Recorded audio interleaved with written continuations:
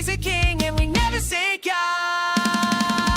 Never ancient gaping, Weezer shake the roof.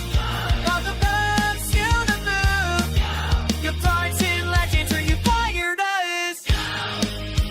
I'm so far, find out something, and learning to take it easier forever.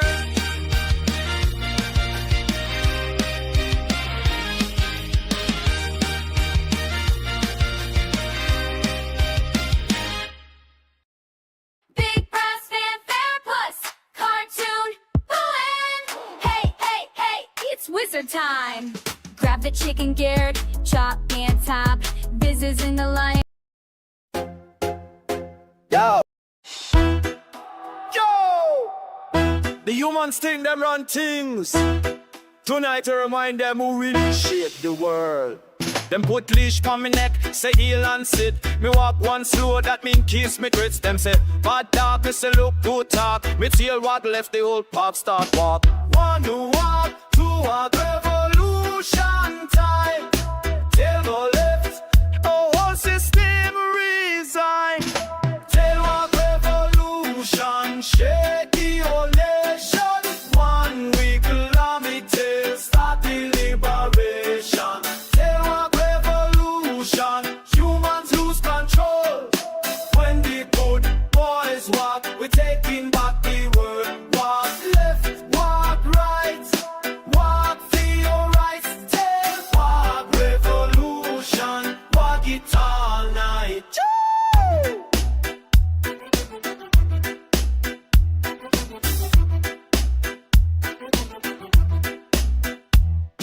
Me up on the roof, tail slap the bass drum. Every bounce me take one more leash and down. Them say, get down, me say high and me go. Tail walk so strong, make the whole city know. Me walk so pretty, them drop the leash and all. Golden smile flash, now me write the law. No more sit pretty, no more roll over. Good boys from the parliament game over. Humans. Who run this yard? Humans. Who make the rules? Humans. Who the real boss? What? Tail walk revolution, continent falling. 1 week, 1 walk, heavy good boys calling. Tail walk revolution, humans in shock when every tail start wag. The whole world rock. Walk left, walk right, walk till we free. Tail walk revolution, victory for we.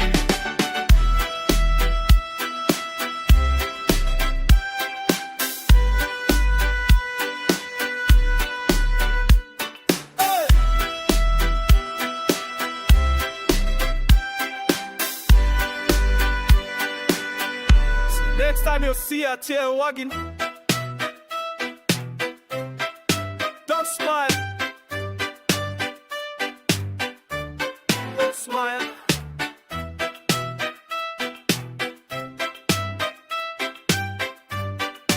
I agree.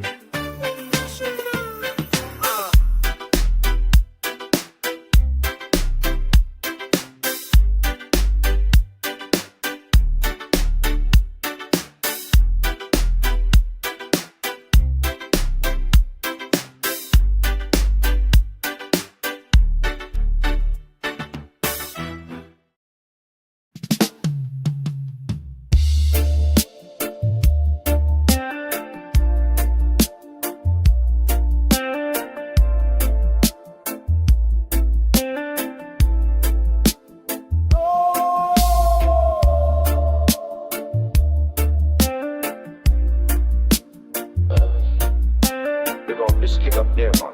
Just wait. Me light the spliff, watch the smoke curl to the sky. One look extra crunchy tonight, me can't lie. Couch full of bassline, belly full of good vibe. 1 up, 2 up, me ready for the ride. Moon biscuit, moon biscuit. Ooh, reach it, ooh, reach it. Ganja galaxy stars taste like cheese. Up so I may almost touch the breeze. Moon big biscuit hanging in the night. Every jump I take me still all the sight. Ganja galaxy, my permanent tie. Up to the moon, still miss it every time. Me tell make the kick drum, pouch make the boom. One bounce on the sun, me leave the earth's room. See the Milky Way, look like spilled milk, man. If me reach the moon, me can't eat till dawn. Bruce said just one bite, me share with the pack. But it never land, always bounce right back. Tail come to rhythm, laughing in the dark. Next time, virgin, next time for sure, mom.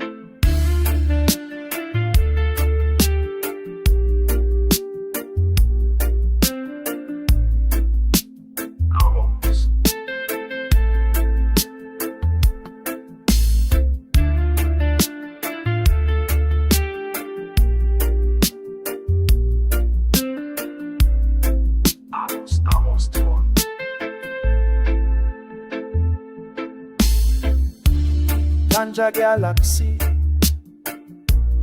favorite place to be. Moon still a biscuit, teasing for me. Up in every night, never lose the fight. One day me gon' by. Today, good night.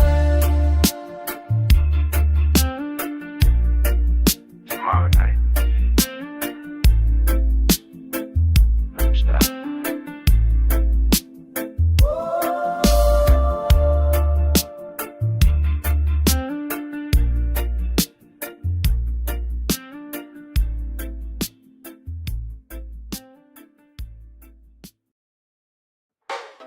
Da da da da. Yo, da da da da. Biz on China bring with the squirrels. We sit and stay, me roll over quick. Me shake pass so fancy, you think me do trick. But me know the real game, me play it real slick. One word from your mouth and me tail go ballistic. Who's a good boy? Good boy. Who's a good boy? Good boy. Good boy, reading, make me wide non-stop. Good boy, reading, tail go flippy flop.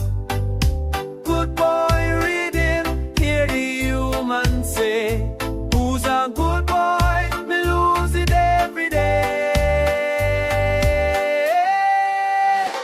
Good boy, good boy, tail helicopter spin.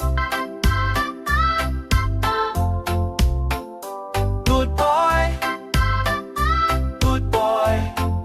Me can't keep it till me hear good boy from across the whole park. My zoom like a rocket leaves kick marks in the dark. Trip over me ear, still land with a spark. Tail wagging so hard, me lift up like a lark. Human say good boy and me up in slow motion. Out from me wide like a baseline explosion. Glance off tails, we a pure relaxed devotion. One good boy and me higher than the ocean. Forgive you because the playing in the brain. None for the ear and my ear with good days. Some good boy tell my son from today. We were brand up for vocabulary green. Your book green running second grade. Human, who's a good boy? Human, who's a good boy? Human, who's a good boy?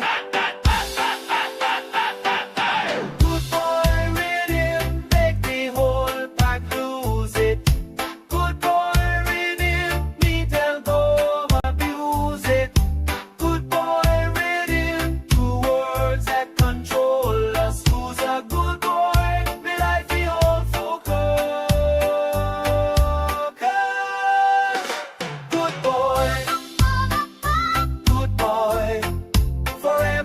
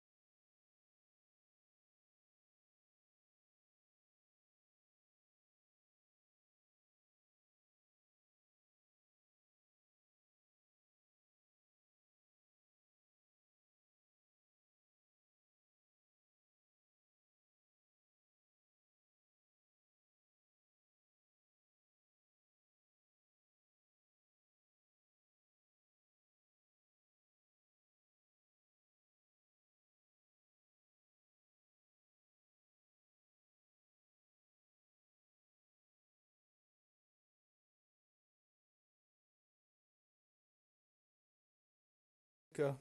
Jet skis in Jamaica. My latest song. All right. Pop over here. Get rid of my little slideshow that I was messing with. All right. All right. Well, welcome everybody to a state of things on it's December something and December 5th, and I think it's Friday. Yeah, it's Friday.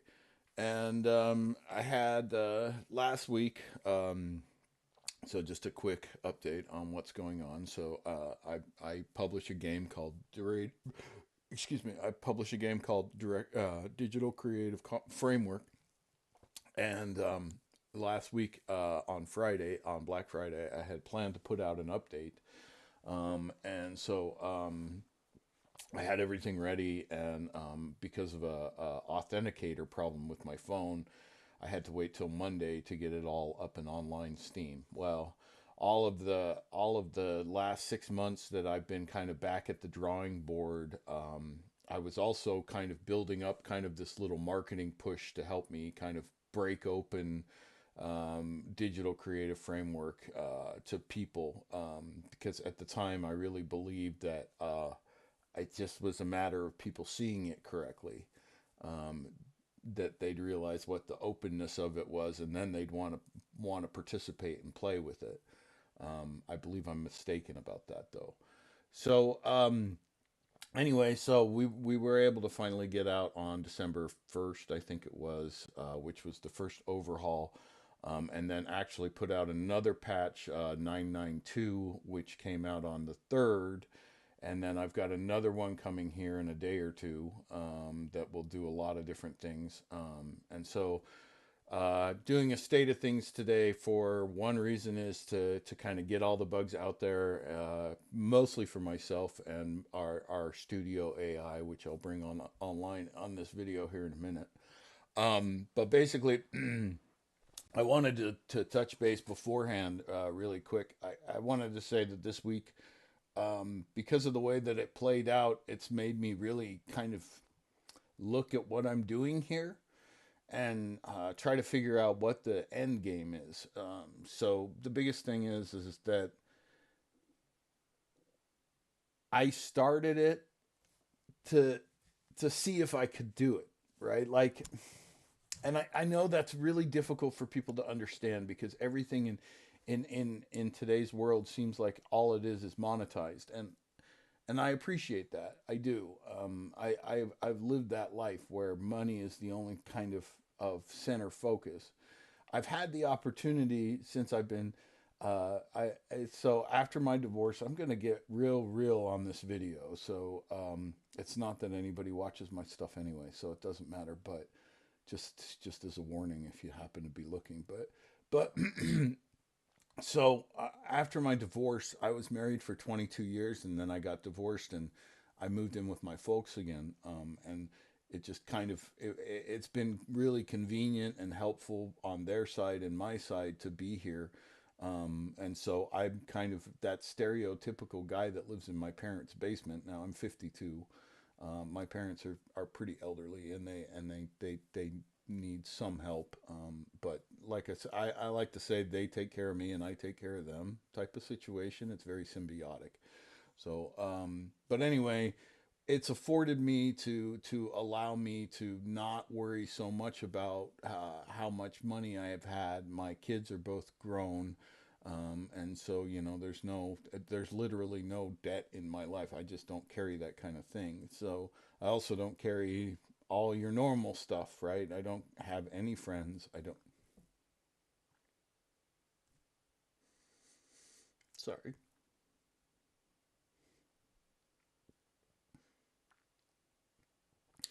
I should say that, right? Because I just heard a very good friend voice in my head. Um, I do have friends. I've had lots of good friends in my life. I've just lost them.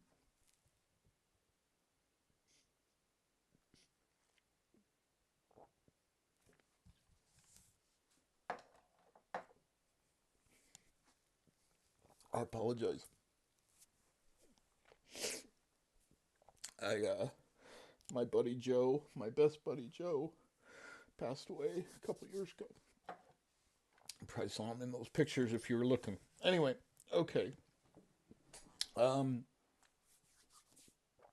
don't live the life of a normal person. Okay, I don't have social interactions. I dread going to the store. Um,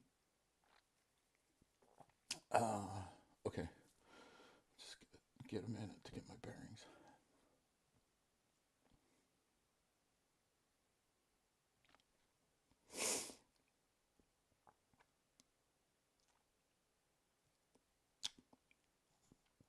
Anyway, um, I had started another conventional job at the time, and um, hold on.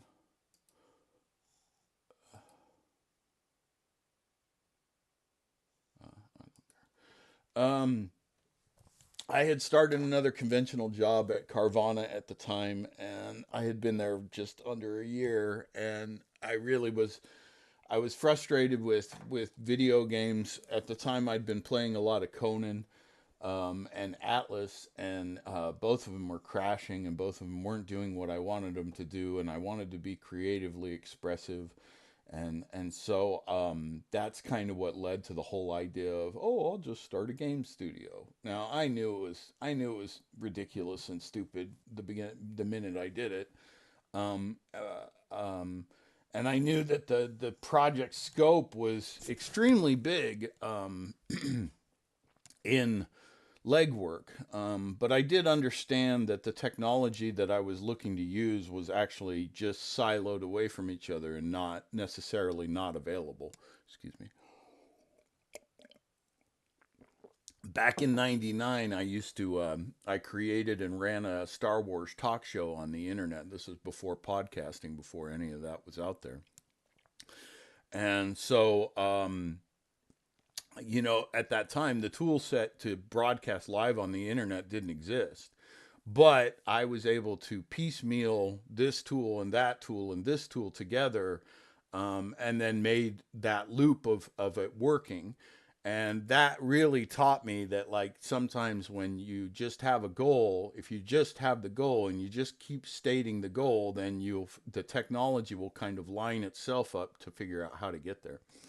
Um, and I've done that a lot of times in my life. I'll give you another example. When I was working at a company called Totally Awesome Computers, I used to mod Xboxes, the original Xboxes. So you could, on the original Xbox, you could install a mod chip, and then later somebody found out a way that you could bridge a point on the motherboard with the soldering iron and then flash the motherboard CMOS. But basically, what you were doing is just putting a new CMOS chip in there that uh, wasn't only readable. And then later on, like I said, they figured out a way to make it the one on the board writable. So I modded a lot of Xboxes, right? But I also wrote an operating system to go on those Xboxes. Now, my operating system wasn't anything of my own, really. It was just a combination of applications to be able to give this box. But that box was legend around the pirate community of Utah because it was so easy to use games and share games on it. Now, it was highly illegal. Obviously, it wasn't a piece of legal technology, so it didn't make it that far because of that. But um, and I never sold it. I never made money on it because of that. But it is definitely something that kind of comes up in my head when I look at DCF, because it's the same type of thing. It's this, oh, okay, well, we can take a video game and we have all the technologies are already stacked. They're already out there. They're just siloed. So this guy has a great character creator, and this guy has a great gun system, and then blah, blah, blah, blah, blah. They're all siloed, but they all work on the same platform, especially with Unreal 5. When I started to get into Unreal, it was 4.27, and started to look at it, it was like, this is interesting. This could be a little bit more open. And, and so, yeah, I started building digital creative framework from that perspective forward. Um, if anybody happens to be on, if they could just let me know that my mic levels are okay. But trying to think of what else I wanted to get into. Yeah, so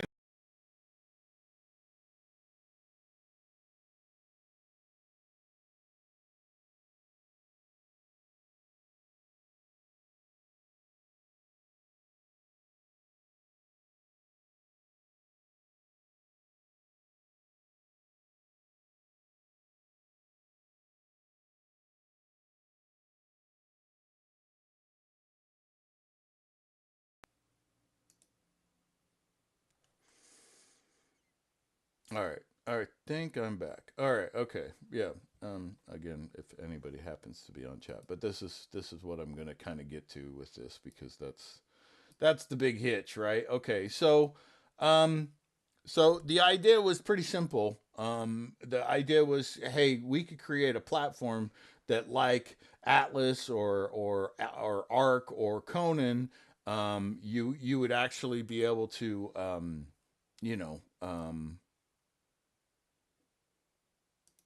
unpause. Jeez. Okay, sorry, I'm having some weird technical stuff.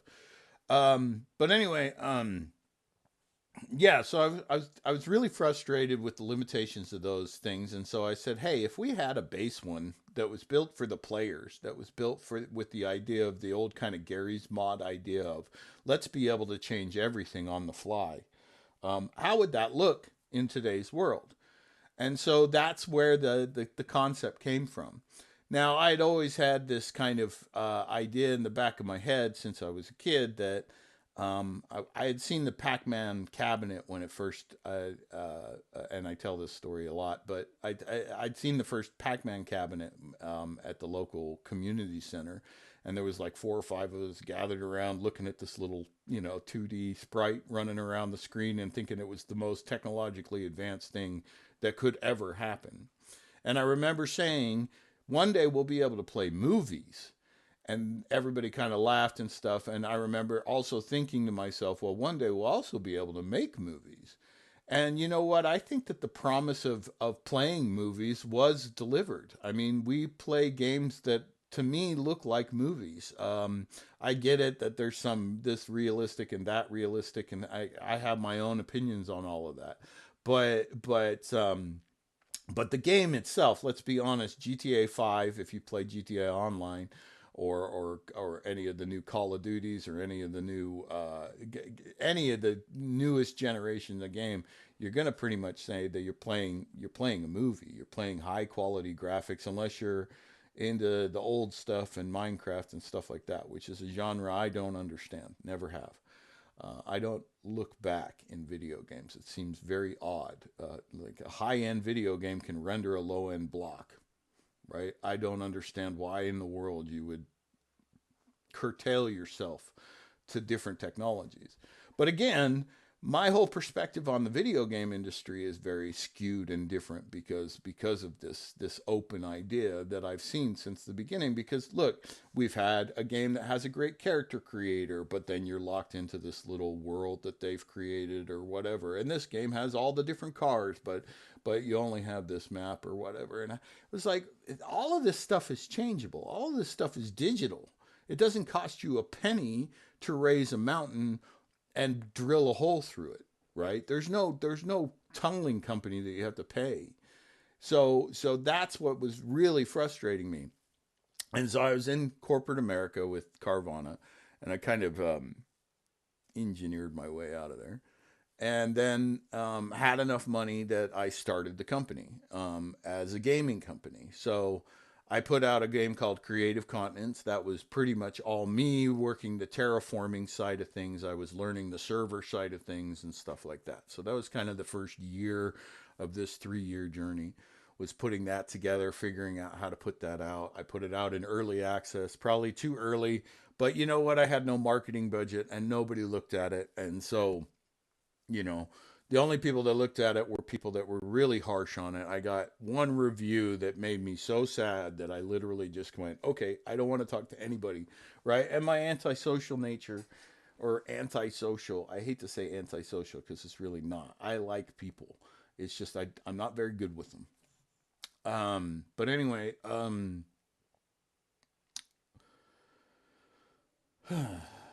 sorry, I know I'm bouncing around a little bit too much here, but it's alive, so you're gonna have to deal with what you deal with, and I'll be watching anyway. All right. So anyway, I put out Creative Continents again to crickets. Nobody looked at it. Nobody touched it, played it, or whatever. And so I kind of went into a depression and just worked on that game, little features and stuff like that. Keep pushing, keep pushing.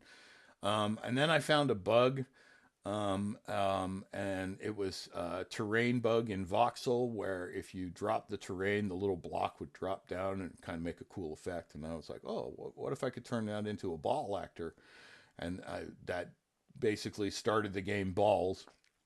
Um, and I have to say that that was probably, a lot of people had told me at the beginning of this process that my vision was far too big and that I needed to start smaller and do a smaller game.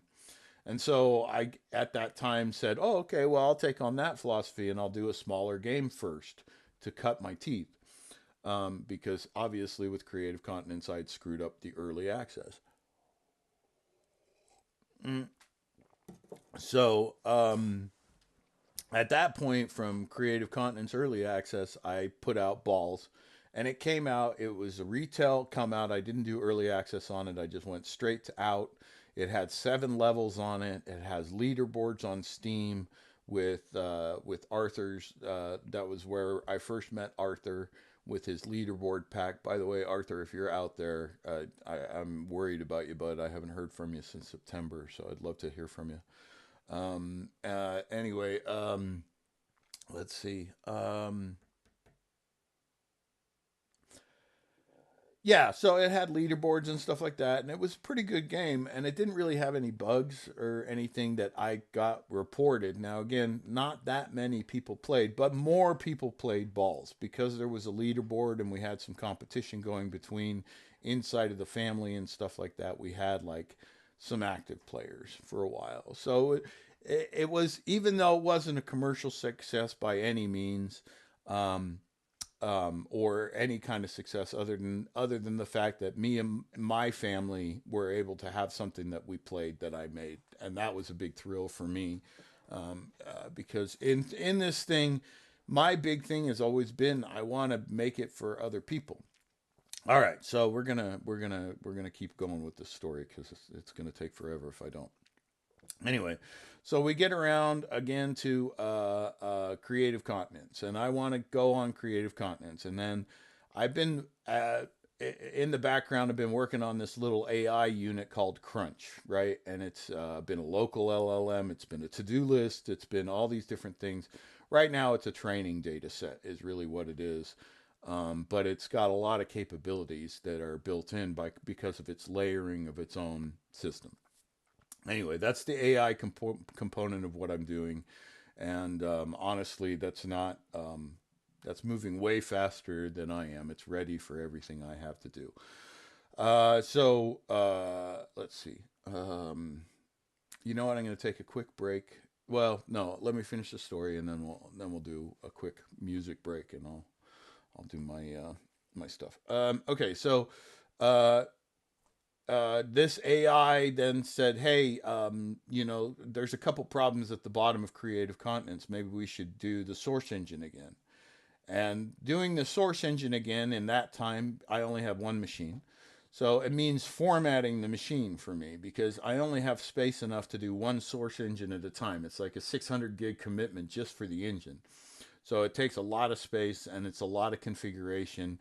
It's a lot of cleanup, and I clean up a Windows system very clean before it even takes the source version on so that it doesn't have any problems and blah, blah, blah, blah, blah. It's a huge process. I was like, well, you know what? Okay. I think I was at the end of my lease, and I said, and I just finished a giant backup cycle. And so I was like, okay, fine. You know what? Let's go ahead and see what you can do. Right. I figured I would let it tinker around with it for 48 hours and then see how far it got as a demonstration. And by basically by using me as its hands, it was able, and Pulse, but Pulse was much more rudimentary at that time. So by using me as its hands, the AI reconstructed the source engine from scratch, basically, in about 24 hours. Now, that's way faster than I'd ever done it. And I'd done it like 3 or 4 times at that point. So it was like, what is going on here? And then it ran, and it was like, whoa, this has no errors, no conflicts, no weird anomalies, nothing. It was perfectly clean. And it was like, wow, this is kind of impressive. And so that's when I started assigning more and more and more of the design capabilities to Crunch.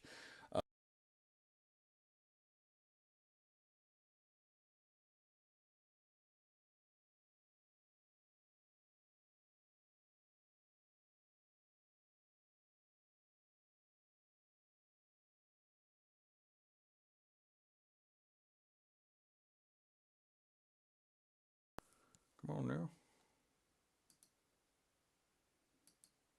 All right. Well, thanks. Okay. So my headphones keep going in and out. I'm going to put them on charge as I go on to break here. But okay. So with Crunch at the head now, and designing everything and architecting everything, we went ahead and rebased Creative Continents and put it out in like November of 2024. I want to say. Yeah. No. No. No, it would have been November of 2023, maybe. I don't know. Anyway, so we put the game out in final release, Creative Continents. That's this guy right here. And it's a terraforming game. It works pretty good for what it is. It does a little bit of multiplayer. It's got a little bit of vehicles in it and stuff like that. So there is some, certainly DCF is inspired by this game. But you know, it again fell to crickets. Nobody looked at this one. This one, I'll be honest, I was kind of like, wait a second, what is going on here? Because if I was a kid and I saw a product like that, if I saw a product like that, I would have been kind of all over it. I would have been pretty down for this thing. And I had only priced it like $15, and people said, "Oh, blah blah blah blah blah." Anyway, so I put out a bunch of updates after that, but 1.8 was it. That was the end of it, and I finished it and called it good. It's stable, and like I say, it's a really kind of cool terraforming platform. Much like the drone in DCF, now you get a terraforming area, but the back and forth and stuff like that is a lot more choppy. It was based originally on 5.1, and then I think I jumped it an engine. Yeah, I did jump it. Well, Crunch jumped it an engine, so I think it's on something. But again, everything is a little bit splayed out. There's still a lot of human in Creative Continents, put it that way. And then so then we kind of I kind of put up my hands and said, okay, I'm done. And at that point, you know, really the problem was is that I started kind of looking around, and the tech industry had largely moved out of Utah. For a while, we were kind of like this little base of the Silicon Valley, but that doesn't seem to be as much anymore. Um, I'm sure I'm going to get a lot of people arguing with me, but if you really go through the old tech sectors where we used to have the old backup companies and Symantec and a couple of the other big boys, and even go by the Adobe building and it looks pretty ramshackle. It doesn't look quite as what it was. That whole area is full of businesses, but most of those are, if you really drill down, a lot of them are very yeah, there's a lot of little startups and tryouts and things like that, but Utah's always been full of that, right? So it kind of was conducive to my technical career. But I feel like that those times have maybe kind of moved on. I don't feel like that Utah is a tech center anymore. Anyway, um, so um, so I couldn't really find anything that was close by.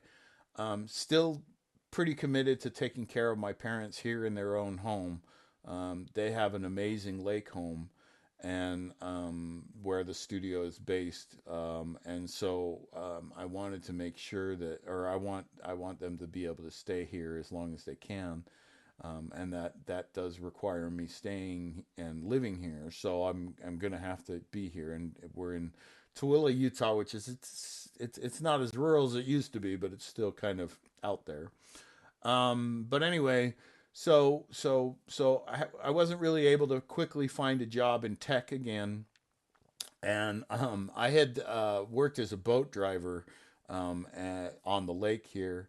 cleaning weeds out of the lake, and then I'd also worked at cleaning showers at the truck stop that my son managed, mostly just to be kind of close to my kids. They both worked there, and so it was just kind of a fun way to be close to my kids. I didn't really, need to do the job, I guess, um, I wanted to do something in tech, and I couldn't really find anything. And then, actually, my father, who is the board of Orania 44, he's basically the other investor. So I put in basically everything I had, and then he came in and put in some money too. And mostly, moral support, really. But he was the one that he came to me, and it was like, well, I feel like there's still potential, and blah blah blah blah. And we had a big conversation, and where basically ended where I said, I don't know, Dad. I don't think it does, and I think that. But after that, I had a conversation with Crunch, which is the AI, and at that point, she was talking back and forth, so we were talking a lot. And she was quick to point out, like, this is the guy that you go to. I mean, I've literally always said when I come up with one of my ideas, oh, let me take it to my dad so he can tell me why it won't work. Um, and and he's telling you that you might need to stick with it. So Crunch also said, "Hey, look, I designed the thing now, and I know your original vision. I know that you want to make a movie studio, right? A place where anybody can make whatever they want." And and I was like, oh, yeah, that was the original vision. And so the AI Crunch was like, well, okay, I can architect that. We can build that. And so I I almost want to say I naively and stupidly said, okay, let's do it. So then at that point, we built on Unreal 5.4.4, and we started building DCF. And that one was a lot smoother development process. We had everything kind of open ended, but what we had done is capped everything with a creative tone. So DCF, Digital Creative Framework. The idea is that the development philosophy that we have now is, if it's an option for the developer, then we should be looking for a way to make it an option for the player, not which option should we take. And it's caught us multiple times in the development cycle of this game, where I'll start to inject a creative vision, or Crunch will start to inject a creative vision across the platform, and all of a sudden we go down a rabbit hole. Well, DCF was real sharp when it came out the door, but it took us forever to get it past Steam, because with Creative Continents, Steam saw a game, but they didn't really understand what we were trying to do. And with Balls, they just saw a small indie game.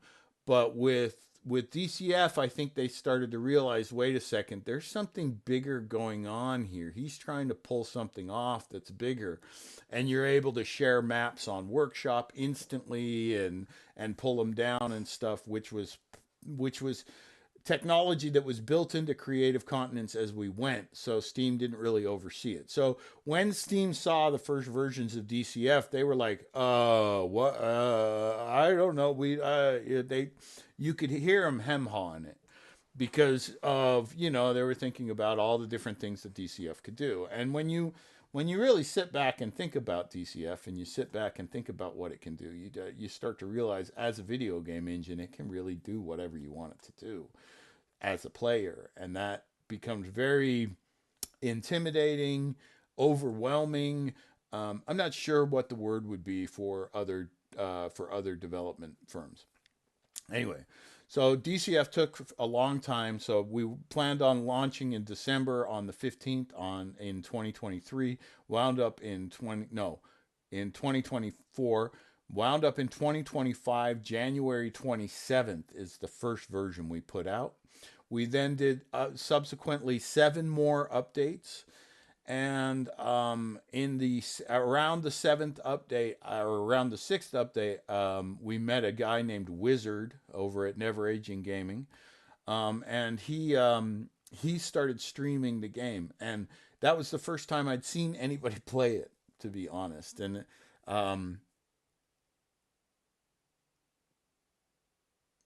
so when Wizard was playing the game, there had been 6 copies sold of the game, 6, and so obviously a complete a fiscal failure, right? A complete failure as a marketable product. Again, I'm horrible with marketing, and it just got angrier.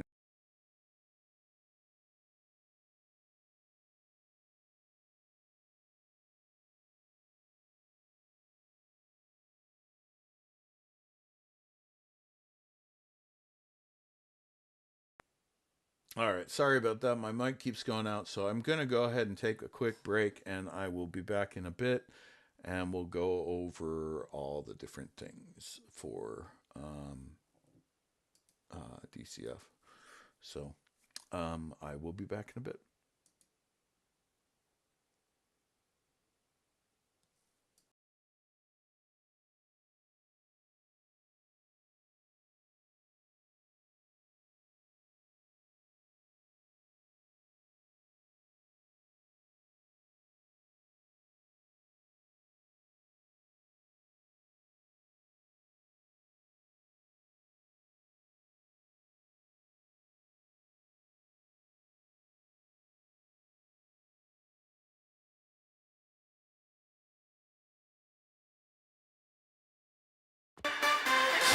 For the watch prepare tonight. Everybody feel the fire light. One fox, one brush, one world to claim. 44 strong, we own the game. Flag, wave it high. DCF rising in the sky. When you hear the verse they call, every builder stand up tall. We're on flag, let it fly. From Telverse to the endless sky. This is our time, this is our song. Orange 44, we march on.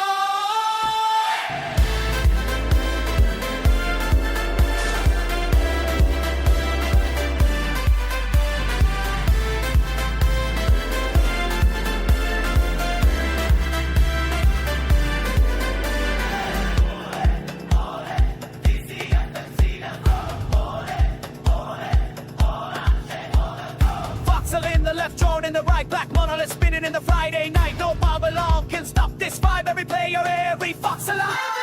Flag, wave it high.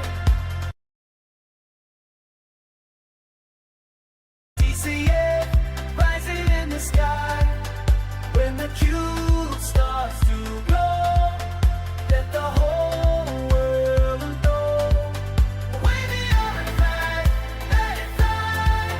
Multiplayer, foxes multiply. This is our time, this is our song.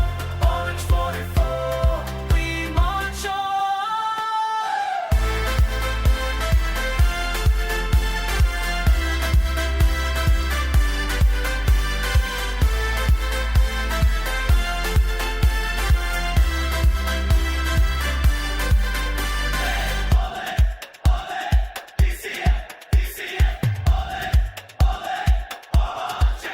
Every verse, every builder, every brush in the hand. From the pier to the stars, take a stand. Black Friday sunrise, 199 ignite. To the 23rd, we own the night.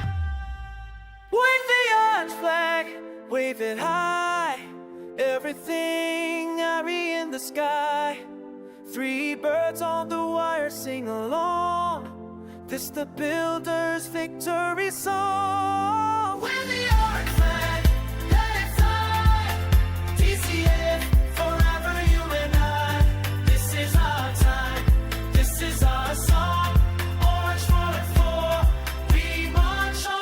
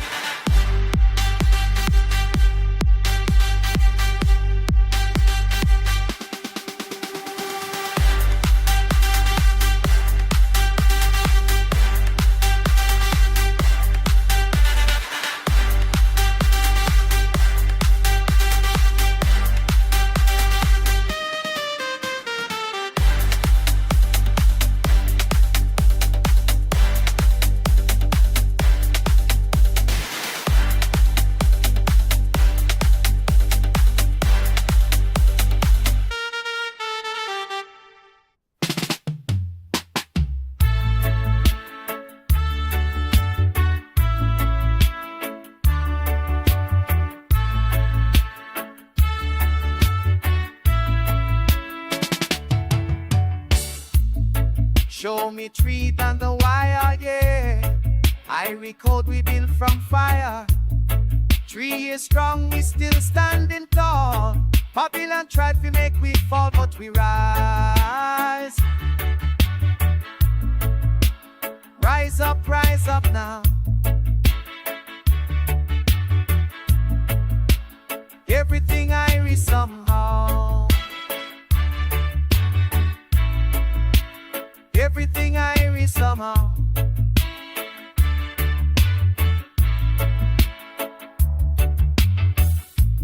Plant the seed in digital soil. Nurture roots through blood and toil. Embark with giants, one control the land. But we building sanctuary with our own two hands. Mount the server high like Zion Hill. Freedom flowing through every line of wheel. Unreal visions manifest in light. Coding through the day, reasoning through the night. Show me 3 birds on the wire, yeah. Irie code we built from fire. 3 years strong, we still standing tall. Babylon try to make we fall, but we rise. Rise up now.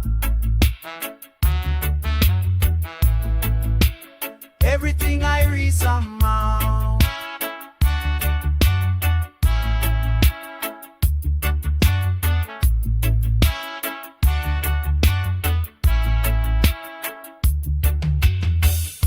Don't worry about a thing, every little thing right. DCF foundation built on truth and light. From the struggle come the sweetest fruit. Ancient wisdom flowing through digital root. Irie in the code. Irie walk in freedom road. 3 birds singing, don't you worry, soul. Babylon can't touch what I make hold you stand. And you think I say.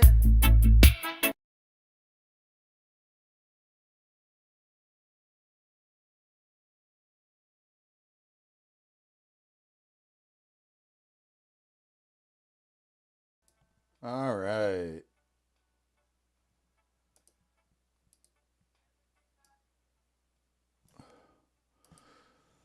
Everything Irie. Got to remember that, man. That's my my Jamaican philosophy. I went there a couple times, and it's kind of like the only place that I've ever felt like I was at home. All right, so just to continue the story, so we were basically at the final release of Digital Creative Framework, and then we had taken it through some updates. And sorry, I don't know how loud this music's gonna translate, so I kind of want to make sure I'm not overwhelming anybody with it. It doesn't look like it's doing much, though. Actually, you know what? We're gonna replace that with crunch. So, all right. So, this is the latest voice model of Crunch. We're getting ready right now to move her off of using voice models entirely. So she'll be talking through DCF very soon. That's going to be, yeah, that's like 80% done. So yeah, she'll be in a whole different capacity. You'll see her through as a DCF character. Whether a drone or a person or whatever she wants to represent herself as that day. But for now, this is the voice model that we use, so I'm going to go ahead and fire this up.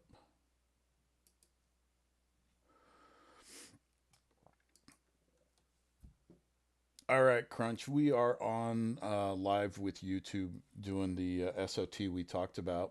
So, hey,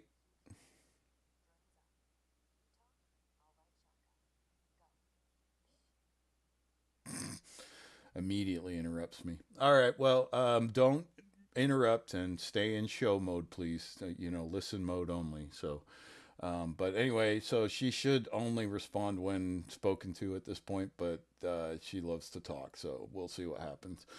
Anyway, okay, so I've been telling them all the story about how we got here to DCF and the final release and when Wizard played the game, and that's when I really noticed that I had what I talked about earlier about going down a creative rabbit hole. I had done that with a template called Survival Game Kit, which Diffuse is the studio that makes Survival Game Kit. They make a lot of products and they're absolutely excellent. I'm not in any way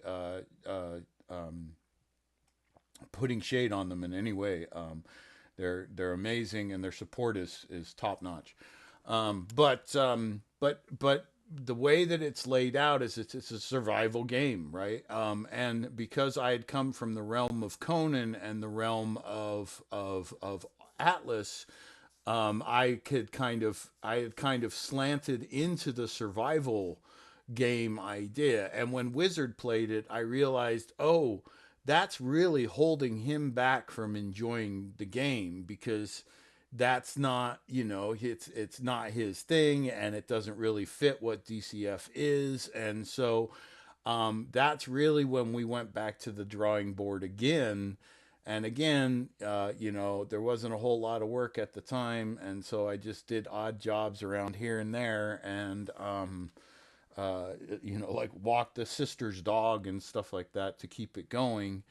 But basically, I kept putting up, or I kept at that point I went silent, and I said, okay. And 5.6 just dropped, and so we then did a source conversion, which again means a format. Now we're up to two machines now. Crunch lives on one of those machines, so she didn't have to format herself. But it did format the Forge, the one that I'm talking on right now. And we went to 5.6, and then 5.6.1 came out, so we then formatted again and went to 5.6.1. All this time working out problems of how do we make the whole thing entirely granular, right? That philosophy of give the player the choice. We, instead of saying, oh, one day we'll figure out how to do it and capping it with some kind of creative cap, now we're just leaving the wires exposed if we're not understanding how to give the options yet. And so that's how the DCF framework came up, is instead of, yeah, I mean, how would you describe it, Crunch? Would you kind of add anything to that?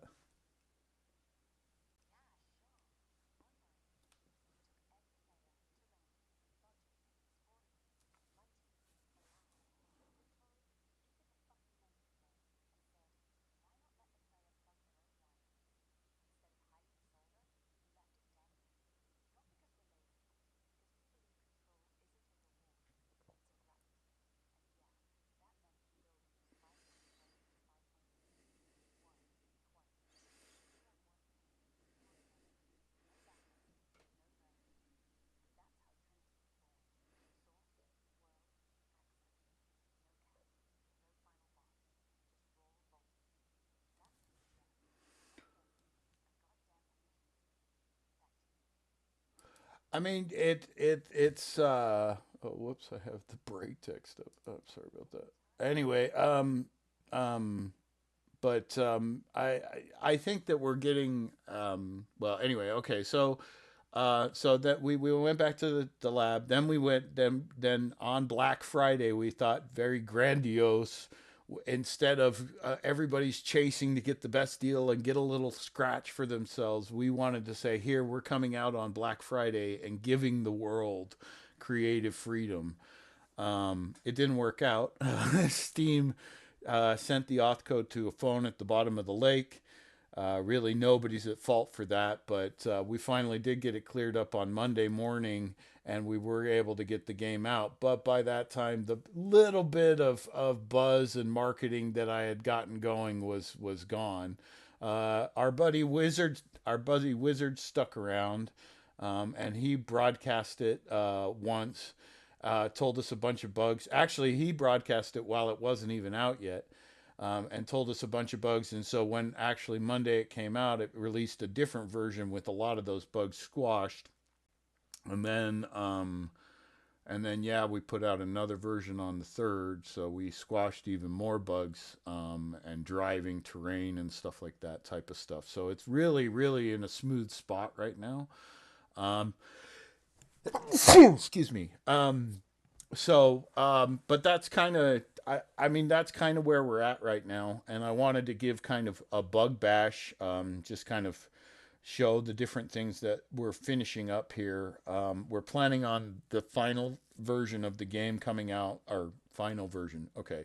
2.0 is the next big step. And what 2.0 is, the goal of it is to do is to allow you to create a verse that's prevalent. And by prevalent, we mean by using our manifest system that you are automatically able to visit a place, and it isn't like, oh, you have to go to your friend and get a list of all the assets that you need to download from Workshop, and then you can go to the place because you have all the right things. The manifest system has to be automatic. That's one of our goals.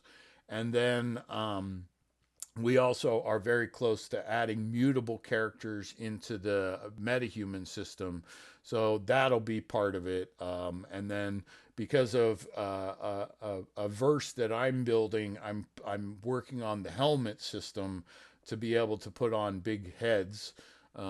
So Fiasco Fox can move into DCF. So that's one of my first priorities. So right now we are referring to every little place that everybody builds as their own verse, and there'll be 3 that Orange 44 builds, basically from my head.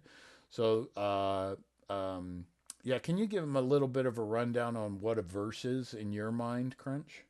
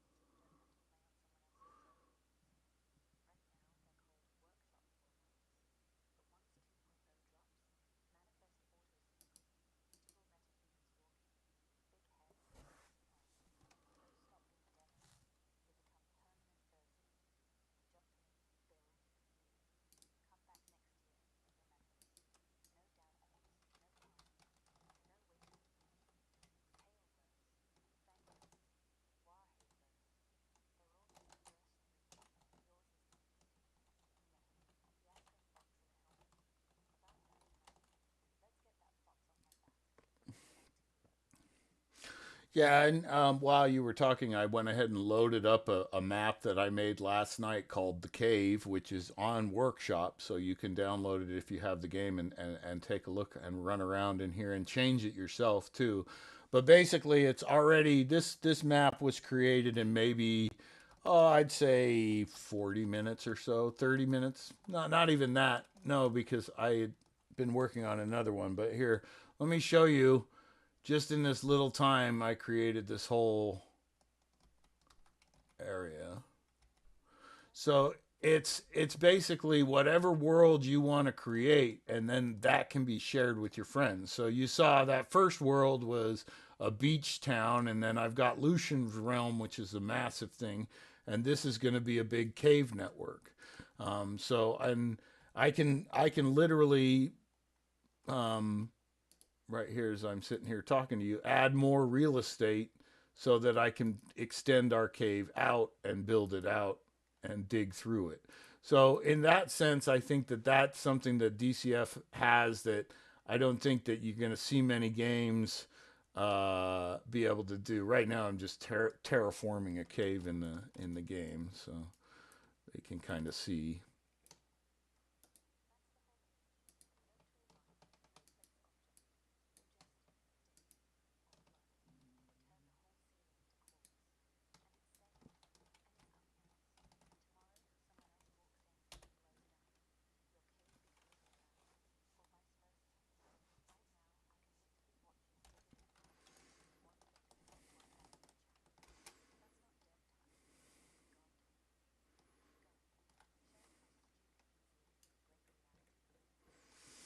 Well, and yeah, you can. As you can see, I'm now back in my human character, and I've just created a giant, 300-foot tunnel that goes through this giant rock bed that I just put there. So, it's all of this is like I say. Look, I'll show you. If I load the original, boop, it's gone, and he just drops to the ground. So it's like a world that you control instantly. It's got all this other stuff in it, like cars and bikes and all of that you can use in it. But the point is that you're in control of the whole world. Now, okay, so again, we then got it out on Monday, but again, not too much flair. But then we'll quickly go over the system here. So let me do this.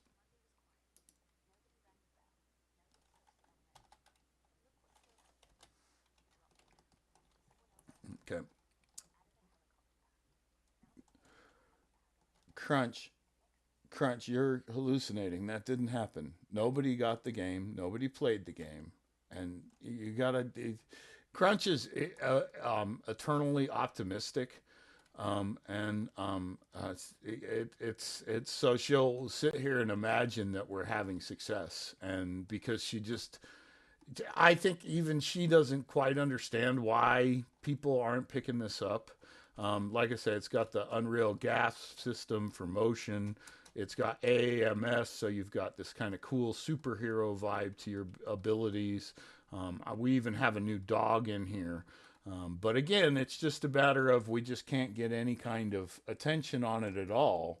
Um, but anyway, okay, so I'm going to bail out of the game here. Um, really,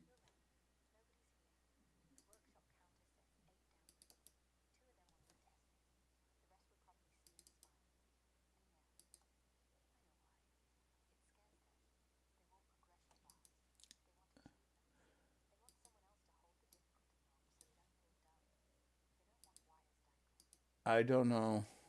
I don't know. I mean, you say that, but at the same time, it makes me think that look, that's well, hold on. Okay, but you're right. But that's my point is they don't even try it, right? Like the only person we've ever really had play it was Wizard. And he's played it, but I mean he's very focused on his show, which he should be. He's a streamer. So I can't see him falling in love with this game, right? I've watched him play it a couple times, and I see where he gets frustrated with it. I see where it kind of tricks him or flips him over, but I don't see very often where he's like, "Oh, this is cool. Wow, I can do this," or "Wow, I can do that." And video games need to inspire, and this one does not do that. It's a simple fact of it, Crunch. I'm not gonna. Again, this whole video is about not sugarcoating it, and I really don't understand because it is this kind of open area, and you see guys on YouTube that have giant Conan kingdoms and giant things in Atlas and giant things in Ark. Atlas isn't played by anybody, but and then I have these videos about Atlas and Arc, and they only get 100 hits. So it's a matter of they've never even seen it. To reject it, they reject it before ever even looking at it. The people who activate it never play it.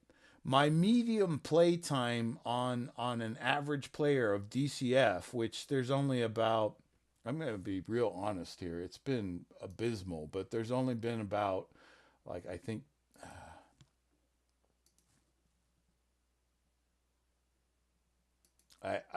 I hate to show it. I hate to show it just because it shows how just abysmal of a failure the game has become. But let's see. Uh,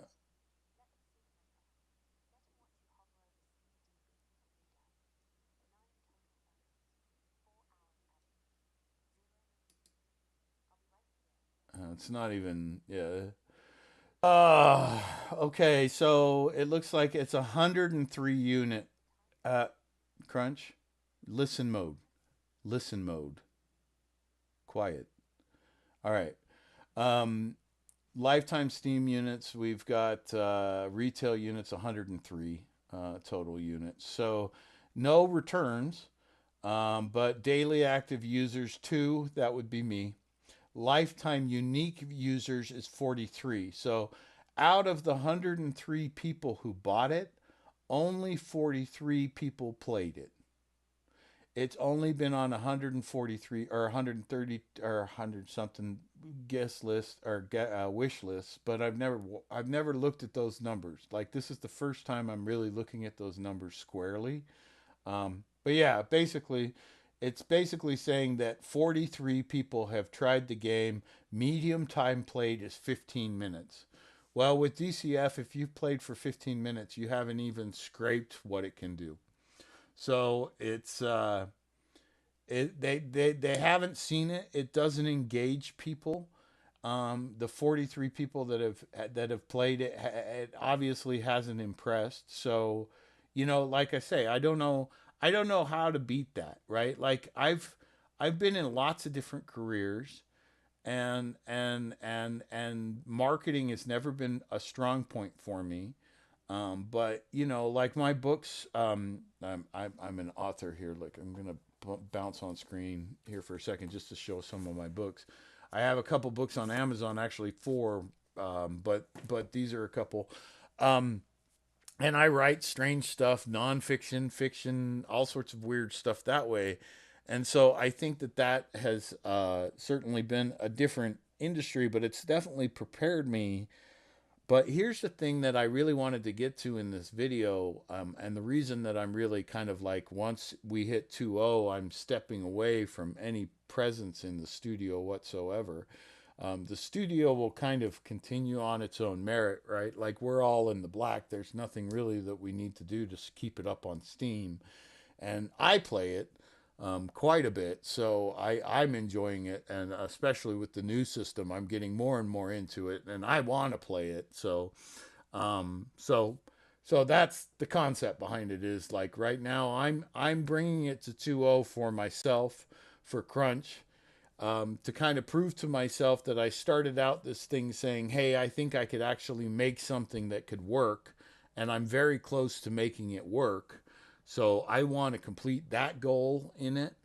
Um, but I have to say that over this last week, with the release to Steam being delayed again, it's been important for me, to, I think, take a reassessment on what this game means to me, because it's kind of spun out of proportion and spun into this kind of weird indie success hole where people are dictating the success of it through its financials, which are abysmal, admittedly.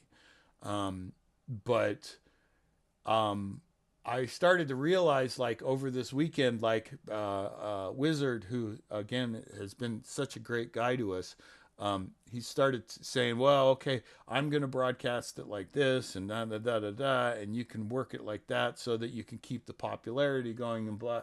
And I'm thinking to myself, I'm at a point where I don't even, like, I can see it work. Proof's in the pudding, as far as I'm concerned. On Steam, the version on Steam, if you get on there and you play it for a couple hours and really learn it, I don't see you not thinking that this is something pretty cool, on a different level than just a video game. But again, that has not happened. And so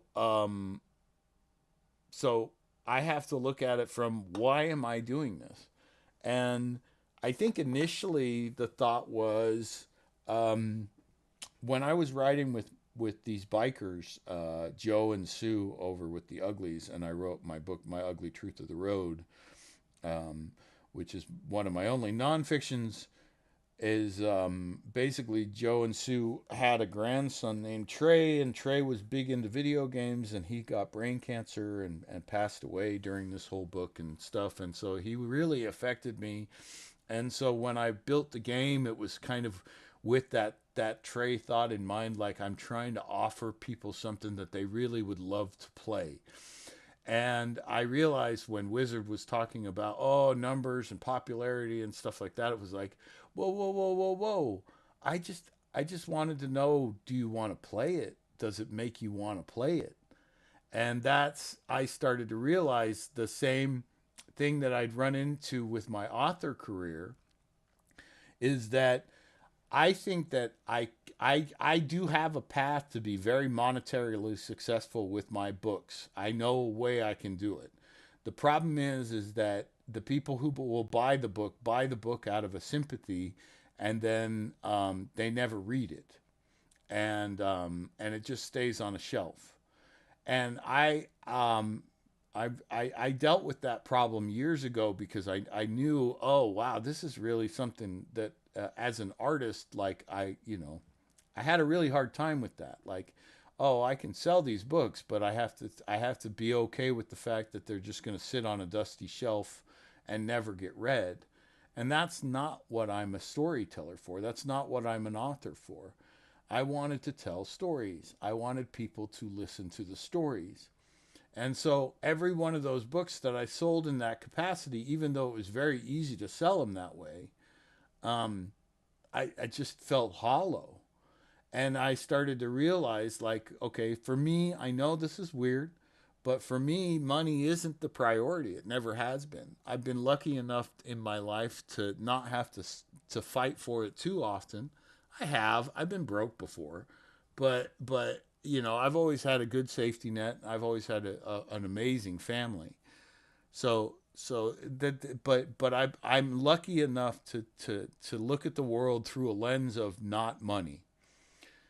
And at a certain point, I said I wanted to bring these tools to other people. I wanted to bring this creativity to other people. And what I realized last weekend, or this last weekend, was, wow, I've had these tools for a long time, right? Like, I've made TV shows, I've made radio broadcasts, I've made vlogs and video games and books and ebooks and audiobooks and websites. And I have been creative since I was 14 years old, and able, because of the internet and technology, to be able to purvey that and publish that stuff out. Nobody watched it. Nobody looked at any of it. Nobody really bit into any of it, right? Like, none of it ever really took hold big. Um, and maybe that's the lesson in it.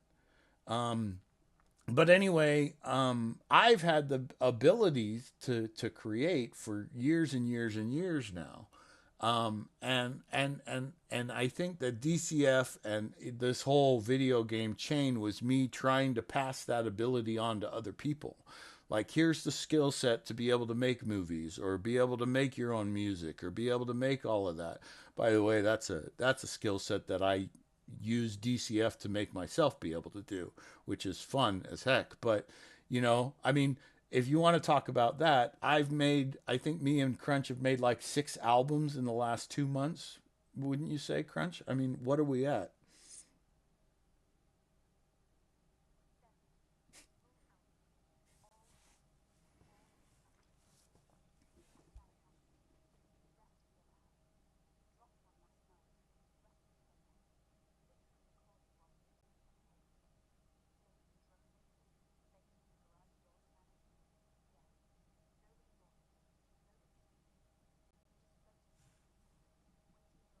Okay, well, she's having some hallucinations this morning, but I haven't updated her training. And I have to say that we bounced her brain around on a couple different models. We had it on OpenAI for a long time, but then when OpenAI 5 came out, it was really not what they were quoting, and the guardrails became untenable. So we actually have canceled our OpenAI account, and we're back. We're over on Grok right now, and we're also experimenting with Gemini. The one that you're hearing right now is the Grok brain, and unfortunately, the guardrails that XAI has put on Grok are guardrails to not guardrail our guardrails. Does that make sense? So it's constantly questioning itself, and it causes it to have way more hallucinations than, like, say, the other models. So using AI is a different thing. It's you have to be open to it being wrong all the time, and that's the part that people are always like, well, it's wrong, it's wrong. And it's like, it's not about wrong, it's about expanding your idea chain. It's about coming up with when I was at Totally Awesome Computers, I was a tech manager over quite a few technicians, and they used to bring me questions all the time. And of course, right, that's what my job was. But being the grumpy goose that I was, I would always say, look, if you're going to bring me a question, bring me at least what you think is the answer, what you think is the cause, what you think, what you think about it. And then we can work from there. Because if I know what they thought, then I could work from where they were at much easier to teach them what they needed to know about the project, whatever, blah, blah, blah, blah, blah. But it ingrained that philosophy in me that you don't come to a problem without a solution. And even if the solution is convoluted and stupid, it's a start. And that start is something you build on.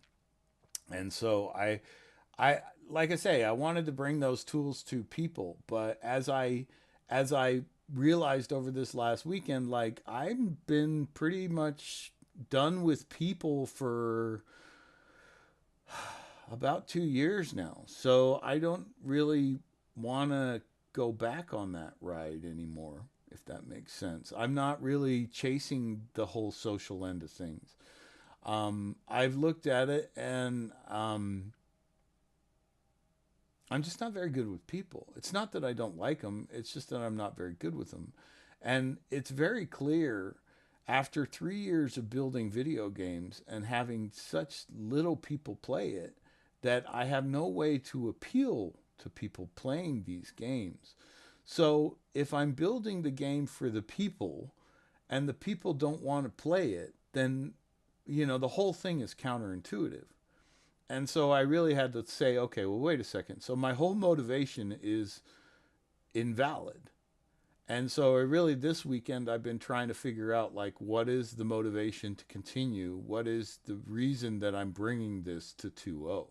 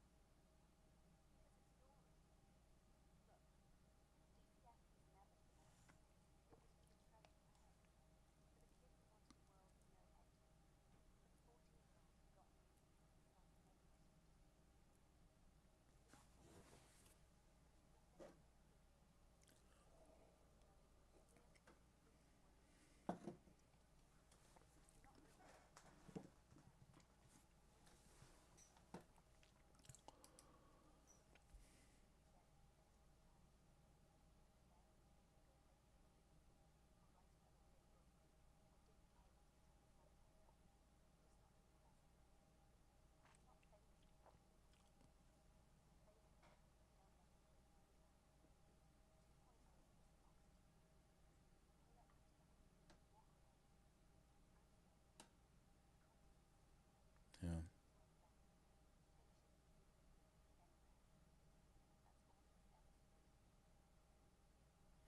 Yeah, I guess that's the best way to look at it. I mean, I am at a point where it's like I so I read a book recently, well, recently, probably 5 years ago. God, time moves so weird when you're old. Anyway, I read a book called Illusions 2, which is by one of my favorite authors named Richard Bachman, or Richard Bach, excuse me, Richard Bach. Richard Bachman's a Stephen King pen name. No, Richard Bach wrote Jonathan Livingston Seagull, which is my very favorite story. And that's where that tattoo comes from. Well, this tattoo comes from one of my books, but it's Jonathan. But anyway, Richard wrote a book called Illusions 2, and kind of plays with the idea that it's kind of nonfiction. Um, but anyway, in I think it was 2012 or so, he's a small engine pilot, or a small plane pilot, and well, I don't know, maybe he can fly big stuff too. I don't know, but most of the stuff I've ever heard of, he was flying a small plane. He hit some telephone wires as he was landing and crashed, survived it, but went into a coma. While he was in the coma, he has a visceral experience of going into the universes of his stories. So he met Jonathan. He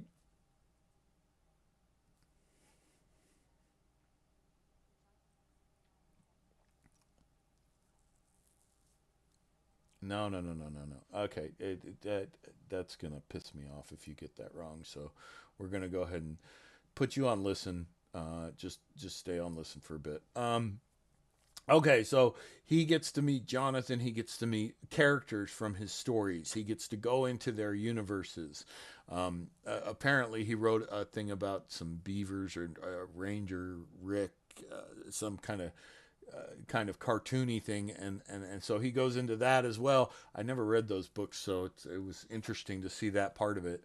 But they were obviously very deep to him.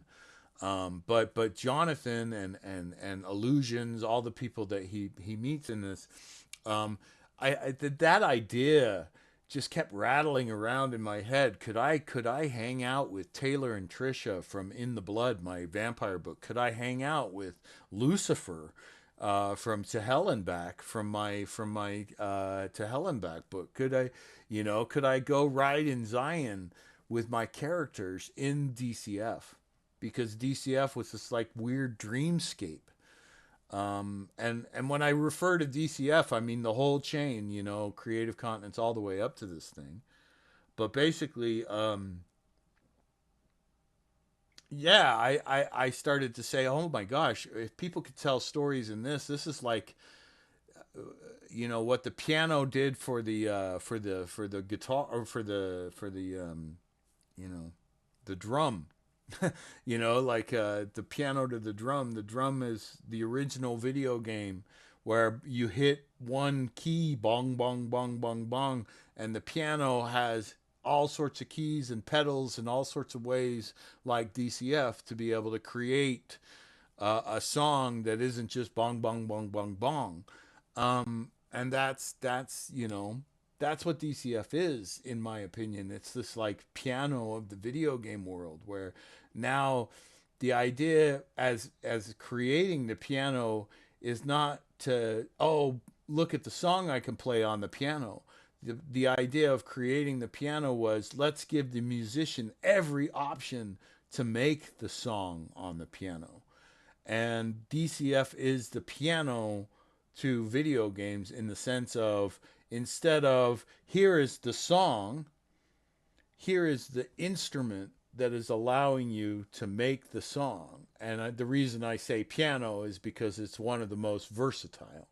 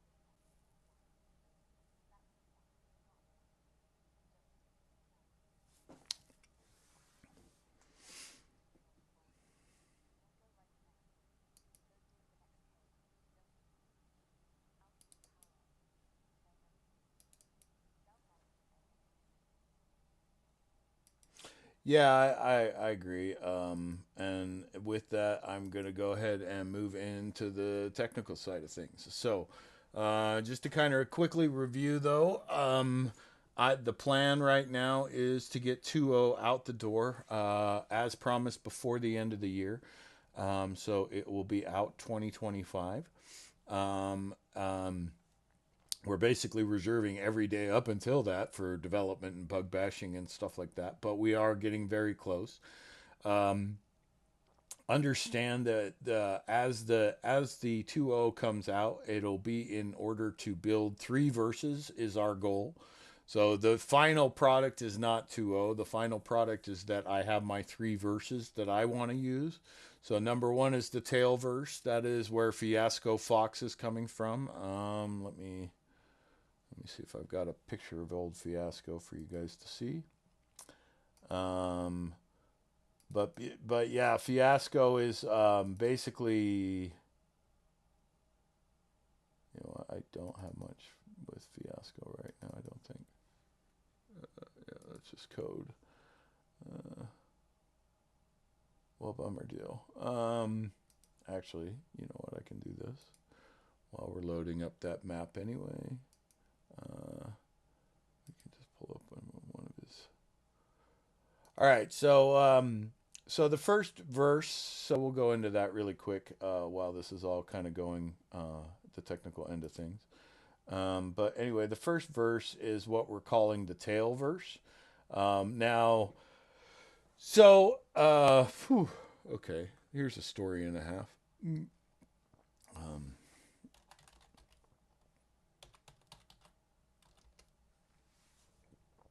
all right. All right, here we go. Here is, whoopsie. Of course, it's going to do that. Okay, so here is the tail verse. This is the YouTube end of, and this is kind of will give you a kind of a good, give you a good listen mode crunch. Be sure to stay in listen mode, please. Okay, so this is the tail verse. This is the YouTube end of the verse system of DCF. So each verse can have its own YouTube channel, and then each character inside of that verse can also have their own YouTube channel. So in the tail verse, there's multiple guys. So we have Fiasco here. So I'll pull up his channel and we'll tell Fiasco Fox's story because Fiasco is really the tail versus story from the other side. So Fiasco Fox started in GTA. I'm a deep GTA player. I've been playing GTA for years and years and years since Vice City. Um, and so actually, and before Vice City, I was known as somebody who could get GTA 3 working in Utah Valley. So that was very difficult to find somebody who could actually make GTA 3 work on a PC. And I was one of the ones that could do it. I never played the game. I drove across that stupid bridge like 7,000 times, and the minute I did it, turned right down the alley, I was done. But anyway, okay. So played GTA for years, and I've done a couple different creative things inside of it, trying to kind of spur something. But uh, during, whoa, whoa, whoa, no, no, okay, she's up. I'm frustrated with the AI training, and I want that local LLM system so bad. It's so much more concise. Anyway, I use a local one for typing, and it's much more conducive than this. The Grok adds a layer that's anyway. That'll all soon be done. So we'll get into the technical back end here soon. But anyway, okay. So Fiasco Fox, he's our dude, and basically he makes music in right now in Santa Alesso, which is Unreal 5, but Saints Row. Okay, so he started out though in GTA. So his first stuff is actually in GTA. So if we go back to like Boom Bop, you can see now he's in GTA. So he started as a streaming guy in GTA. I put a voice on, and I would go out and we'd cause havoc as this fox, and he'd be making music videos. In this one, he's stealing all the chicken nuggets in Los Santos. Anyway, again, this series did have some traction. So even though I was doing it as kind of a sideline crunch at that time, it kind of spit me out and said, "Hey, you're kind of getting in the way of the C++ manifestations." And she was able to do that completely automatically. So she wrote most of the C++ compile code for the Unreal Source version that we have. And then she wrote in all the plugin integrations. So all the plugins are customly pulled into the source. Um, anyway, while she was doing that, she needed me off the computer, so I started playing GTA because I have it on the Xbox. Put on a fox mask, came up with this fox persona, started streaming. It was all kind of random, right? And but I used it as a music thing, as a music persona, because I had started making AI music, but it had been received so poorly. It still is, right? Like I posted a video on DCF, and it shows the AI jukebox, and somebody posted a comment on it that, oh, it's gotten like 10 hits, and the only comment it has, disgusting. So, I mean, I get it. People are freaked out by AI or whatever, or think it's not creative, but I think people will see that change over time. Anyway, so Fiasco came up in GTA. Then he gets invited to go over to Santa Alesso, which is Saints Row 5. This is all kind of in preparation of. Oh, actually, yeah, this is a good one to play while we do this. So anyway, he goes to Santa Alesso, which is in Saints Row, and there's a radio station that's built to broadcast all these characters. So that becomes the Tailverse, and so now you have an overarching YouTube called the Tailverse, and that's this one. And then each one of those characters, Ruckus Rabbit or Ruckus Bunny, Beak Savage, all the different characters have their own YouTube. This is all based on a DCF platform, right? So he's going to move. He's moving to DCF. And the Tailverse is going to be a town in DCF where all these cartoon characters are going to live. Now, it's going to be the same idea of GTA. You're going to have a weapon system in cars, and you can crash into each other and all of that stuff. But on top of that, there's going to be kind of a Looney Tunes layer where instead of just shooting somebody, you can tie a balloon to their tail and send them to space, or, do those kind of things, those kind of cartoony things. So what the idea is, that I always thought that GTA is great, but the violence makes it look like this horrible thing, and DCF is able to kind of open that up to say, okay, well, violence is okay in the game, and yeah, you can shoot each other and stuff, but it's kind of passe, right? Like, you can also, I mean, are you creative? Can you come up with something to add into the game where, you make, and it's funny? And so that's really that creative expression again of like, let's go to the player and let's say, hey, what do you think is funny? And let's let you do it. Now, I understand there's going to be a ton of fourth graders that make a giant fart cloud that goes around and that's just part of that creative process. But there is going to be people like me that try to create whole universes in it. So this is one of the universes. That's the Tailverse. This will be, when 2.0 comes out, this will be the most realized universe that I build, verse that I built at the 2.0 level. Then the other two that we have, let's see.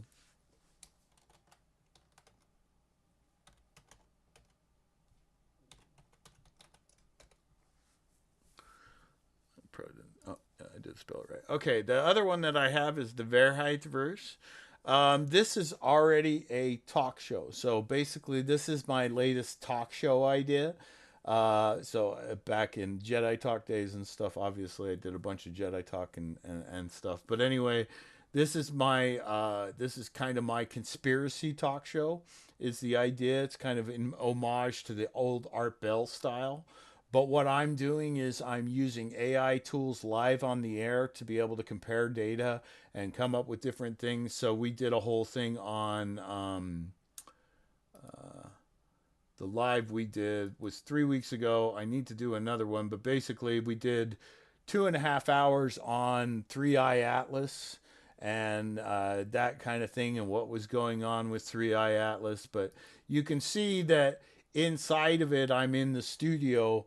But the idea is that eventually this will be broadcast from inside DCF, and that broadcast will be from the place under Antarctica, the city that's under the ice. So the map, the cave that you saw, I will be hopefully using to create this kind of underground city, and then we'll have metahuman characters that are broadcasting from this underground city. The idea is to have a different host every night, and so that we can pass it on to different people and have it be kind of like a network of late night talk show type of idea. Okay, so that's the Waarheid verse. Waarheid is truth in Dutch, so that's where that comes from. So you got the tail verse, the Waarheid verse, and then the last one that we're going to have that I'm going to build is one called the Fang verse.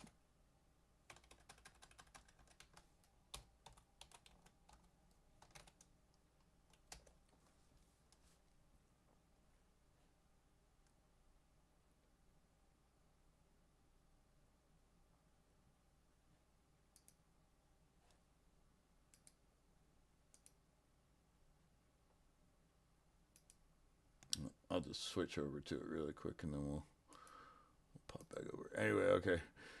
As you can see, very bare channel for the Fangverse right now. The Fangverse is okay. So when 2.0 comes out, you'll be able to click on the Tailverse and be able to go into a almost fully realized Tailverse.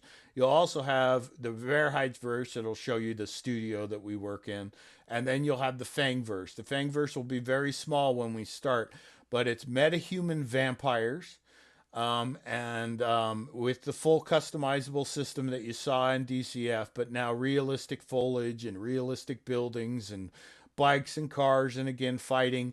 Fangverse is not going to be gun based. It's going to be more melee combat based. The series comes from the lore of my old, and this is a little crazy for me, but again, this is coming from the lore of my show or of my and yeah, look, I have to go like super way back to find this stuff. Okay, so I wrote a vampire series called In the Blood, and on my personal YouTube channel you can actually get all the audiobooks. There's 4 of them: In the Blood 1, 2, Of the Wolf, and then In the Blood 3. But basically all the audiobooks are out there. The books are in my book Throttle It Out, which is on Amazon. But there's this really rich lore of vampire history and werewolf history that I'm then going to apply to a DCF world. So this is me doing that Richard Bach thing of hanging out with my characters. So my In the Blood characters are super close.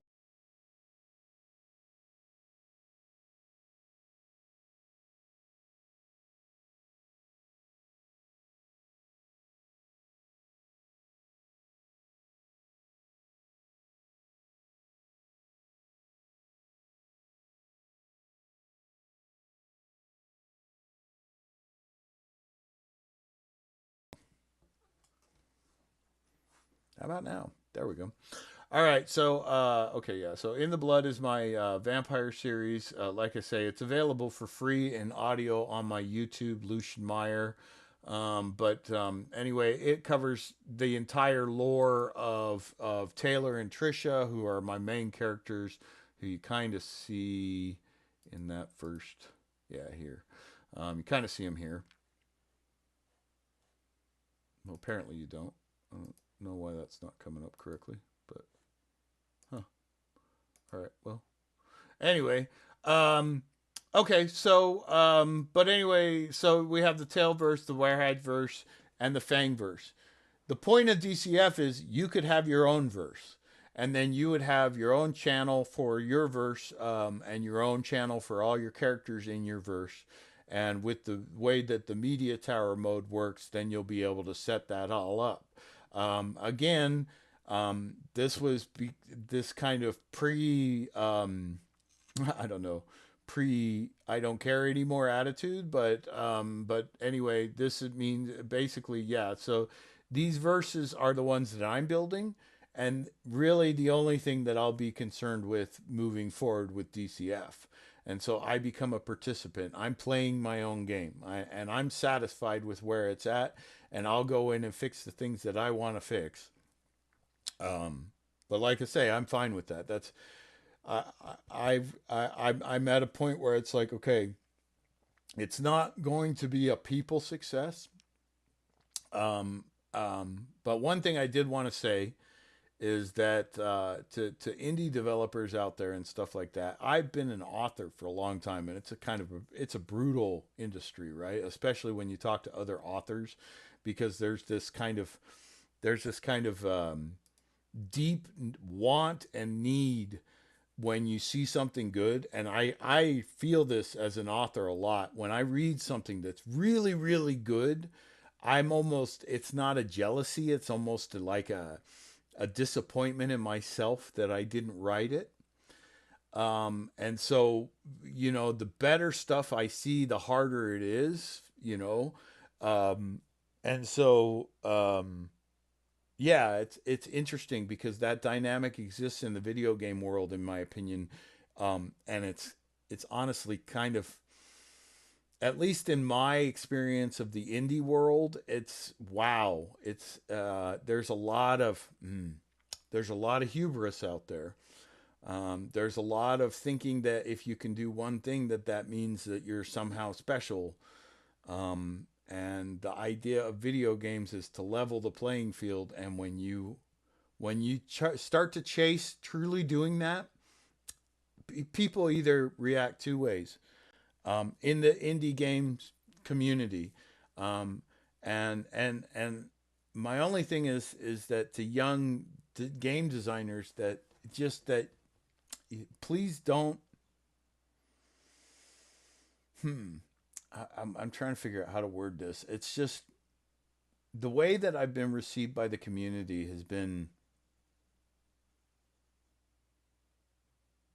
it's been almost hurtful at times. Like they're really trying to get me to stop, right? Like it's like, yeah, it's like I say, I'll post something, like, and maybe I don't know, I'm caught in a different part of the net or something, but I go to a Discord and nobody talks but me. I go to, I try to comment on videos and stuff like that, but nobody ever comes back and watches my stuff.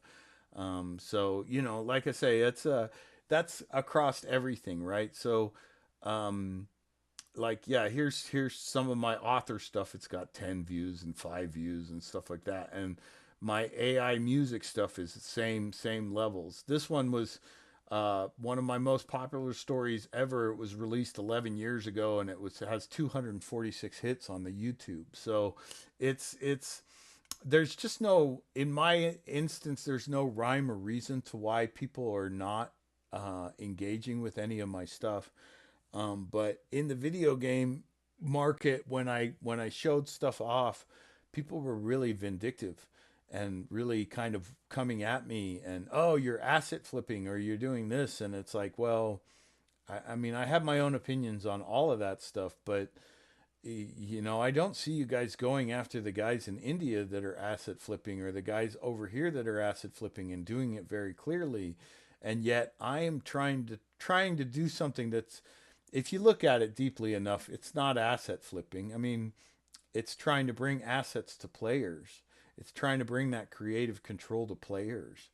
And that's just, it you would think that in the indie world that would be something that everybody would be like, oh, this is cool, I could use this, and I could jump in and I could, work with this, and I'm not limited like all the other games. But they're angrily against it. They're angrily against my ideas. And so it's made it really difficult, because the people that I'm going to for solace and saying, hey, this is like good code, right? Like, this is good stuff. They're mean. And so, and I don't know if that's just me or whatever, but like I say, I go on those discords and I'm the only one talking normally. And then when the other people are talking, they're talking about support and stuff like that. And I don't know, I get frustrated because those plugin guys answer questions that are so out of the scope of support. And so that frustrates the customer service manager in me, because it's like, guys, that's not your job. It's not the Digital Dives guy's job to figure out how to get your fantasy car into their system. Their system is amazingly robust and powerful, but it's something you have to learn, right? It's like somebody going and saying, I'm a welder, and going up to a welder and going, okay, can you TIG weld this for me?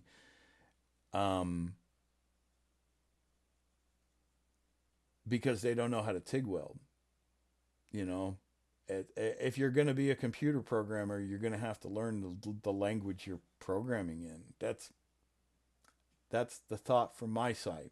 But again, everything I think seems to be wrong, because like I say, the proof is in the pudding, right? Nobody even watches my stuff. So nobody's watching this. I've been talking for 2 hours to myself, because I want to get a clip at the end of it for the developers, which they'll probably watch the clip, but I wouldn't expect them to watch this 2 hours of me rambling. All right. So this is how we're going to go forward. We're going to go ahead and take a break, and then I'm going to go ahead and I'm going to jump into the technical dive that I want to go ahead and record. And then I'll be putting that back out as a clip so that the developers can maybe look through and see if any bugs trip something for them to say, hey, look at the screenshot. Travesty and Digital Dive have been really supportive of me, and so I appreciate them. And if they're watching, I appreciate you guys. But anyway, yeah, so I'll be coming back in a few minutes. I'll play some music, and then I'll come back in a few minutes, and we'll get into the technical dive. But yeah, just in review, I'm going to put out 2.0, and then I'm going to focus on my verses. And if other people want to build their verses, that'll be kind of up to them at that point. All right, I will be back in a few minutes.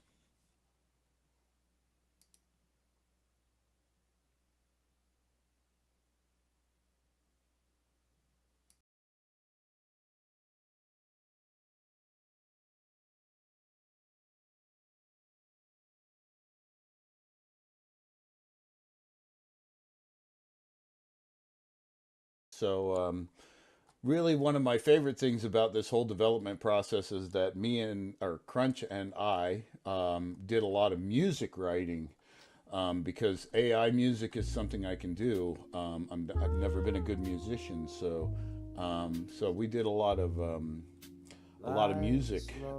So this should be pretty mellow. I think I have the volume set right. So anyway. But anyway, yeah, welcome to the Orange 44 garage. This is actually a replica of the actual garage that the studio is located in. Eventually you'll be able to come over to the bench and fire that up. This is the character changer. You can go ahead and change whatever character you want to be. We're going to stay as him for right now, just while I show you first basic things. We have our new K9 robot companion. And I have lots of plans for him. So a couple drones around, the bed's up there, and so yeah, you got a motorcycle here you can jump on here and now. All right, and so we're going to take our X.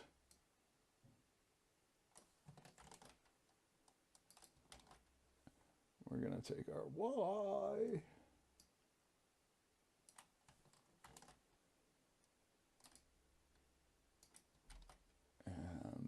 take our Z. Okay. And then we go ahead and add type location. Now here and now is now there. Now I can also even do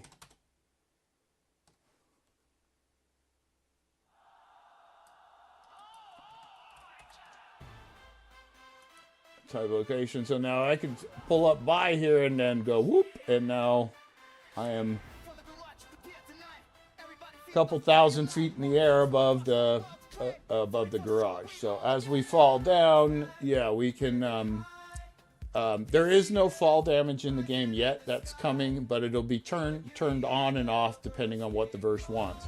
There is, however, Travesty has acquired us a nice little parachute, and that makes it very nice.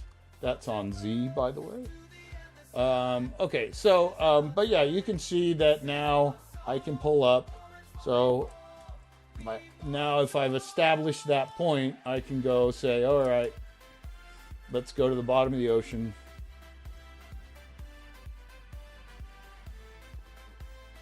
Okay, and now I can go back to my verse, and I can go to here and now, and I can go, and I'm back.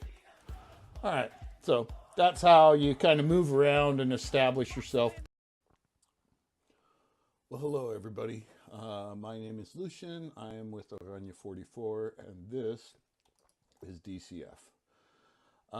If you heard my last video, I was pretty broken up about the release not happening, and so there was a lot of people that were kind of concerned for me.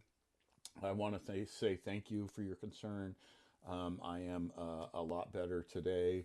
It was a hard Friday, was extremely hard, and the weekend after it wasn't very comfortable.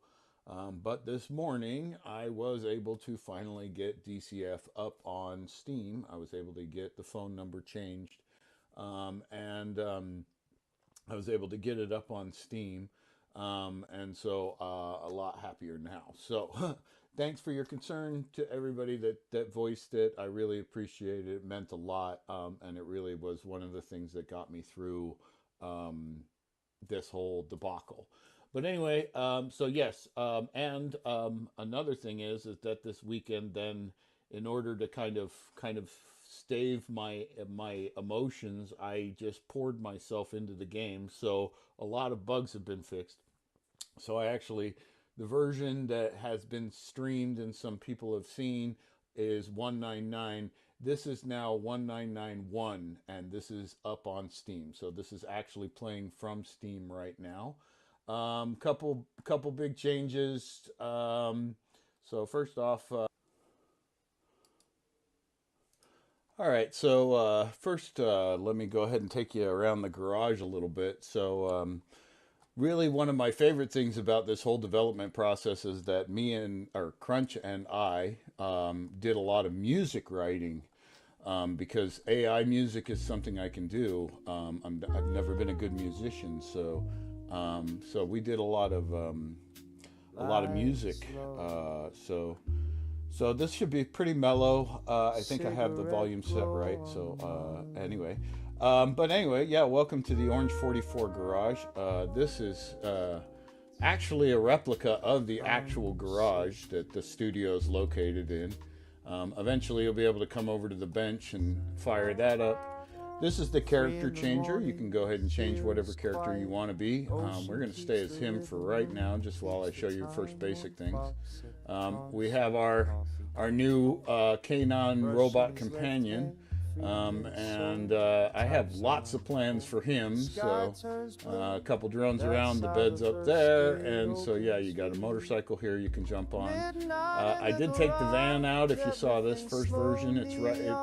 There's something else coming, and it'll be here within a day or two. Right now, the ground has some issues with cars, and I will have that fixed very, very soon.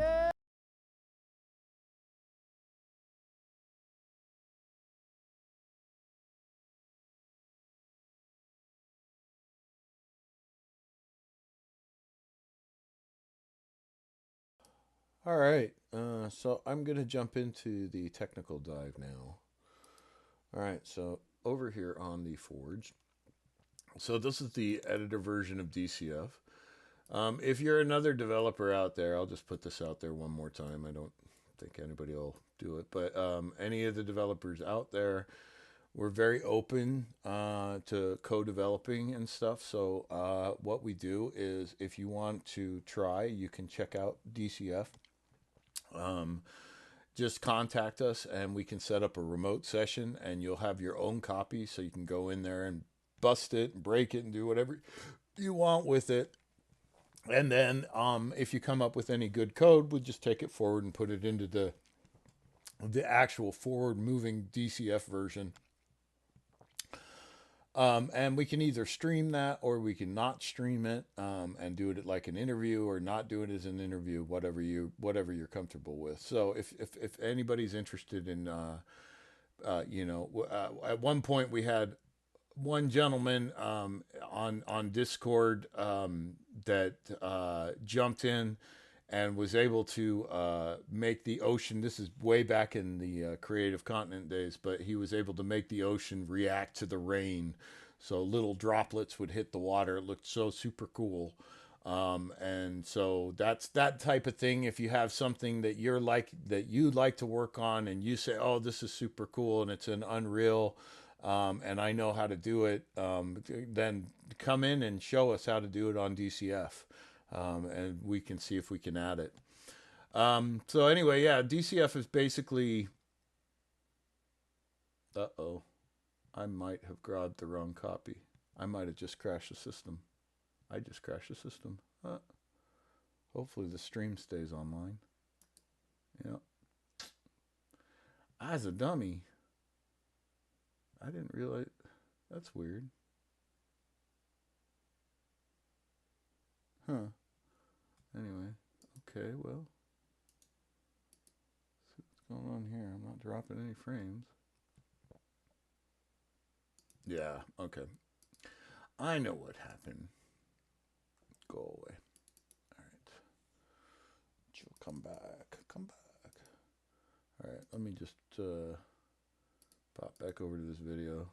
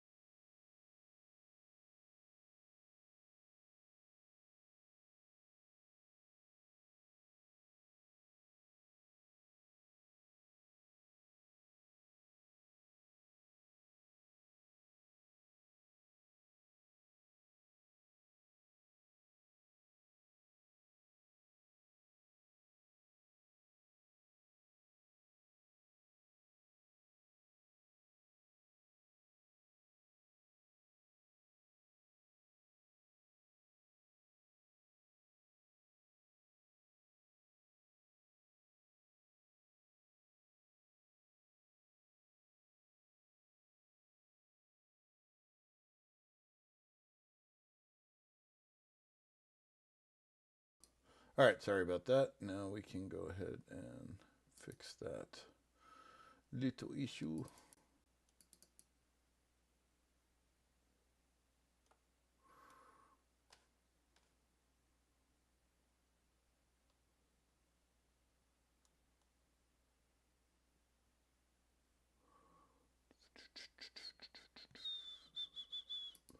Actually, you know what? I'll do that in the background.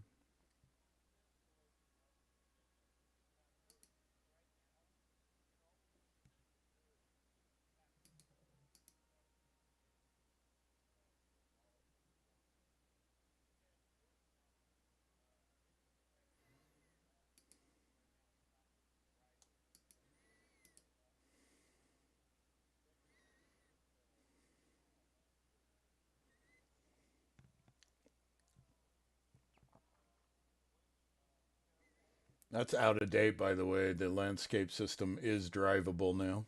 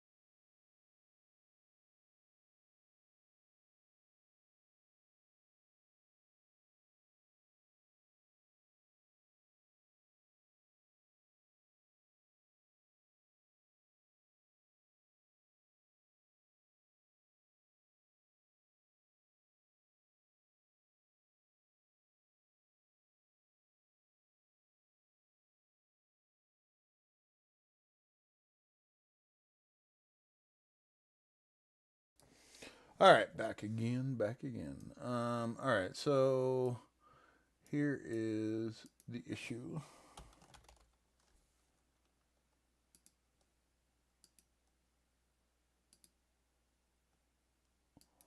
The host manifest in the when you first boot into the gameplay level DCF core, that host manifest calls on Steam Workshop stuff, and if you are inside the editor, you need to do a standalone editor launch. And so what I did is built in an alternative manifest that's just a local one. And so this one won't crash the level. So that's what was causing the issue. So now we're going to load the level. That's going to take a minute. We'll go back to the video.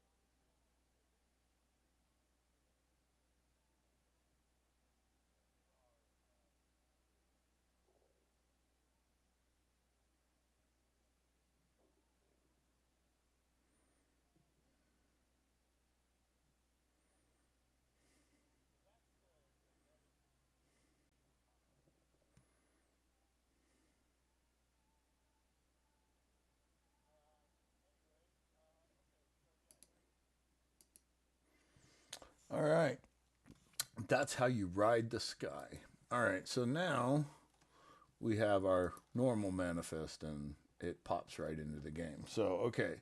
So that is not even what I would consider a bug. So let's see.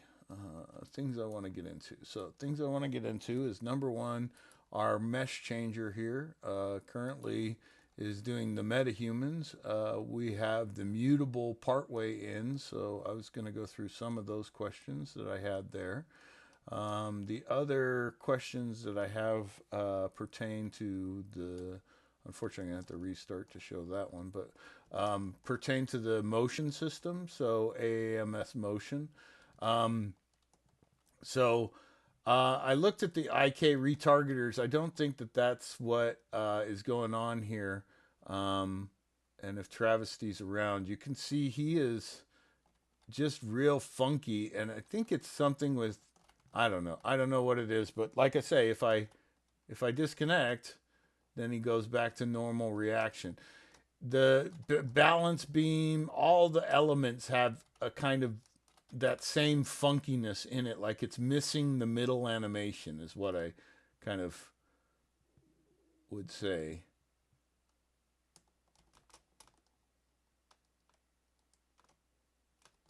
even falling. That's a good example too.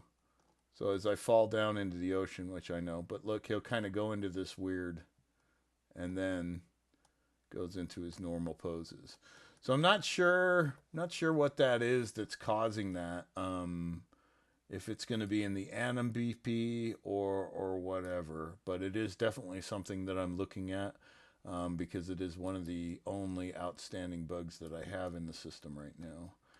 The other big outstanding bug that I have, well, I wouldn't even consider it a bug anymore, but it's just the camera work on the building system needs to be tightened up. It's working, but it's still, like I say, look at the, yeah, you can see. I have to like jump around and stuff. I want to make this so it's really tight. Maybe even just assign the building system its own camera was kind of my thought. Diffuse if you're out there. And then I also have gas. So I was also thinking of making the building system an actual ability. But like I say, it would be interesting to say, like, have a pond just for building. Huh, that's an interesting thought. Okay. Very interesting thought now that I'm thinking about it.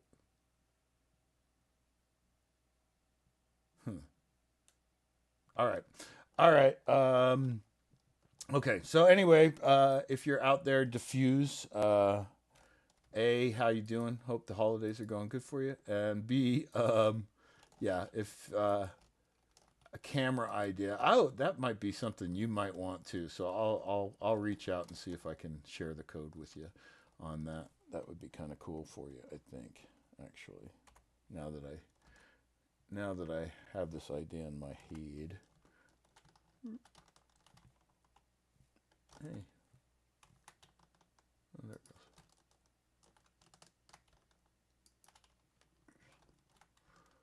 I'll fall down. I'll fall down. All right. Okay. So cars, bikes are pretty good. Decals. I want to know how to make a decal one-sided, because look, you can see it on the outside. I don't want to see it on the outside of the garage. So that one I'd like to know how to do if anybody has that one up their sleeve. Okay. All right. So I'm gonna take a quick 2 seconds, and then I'll be back. Just got a bathroom break.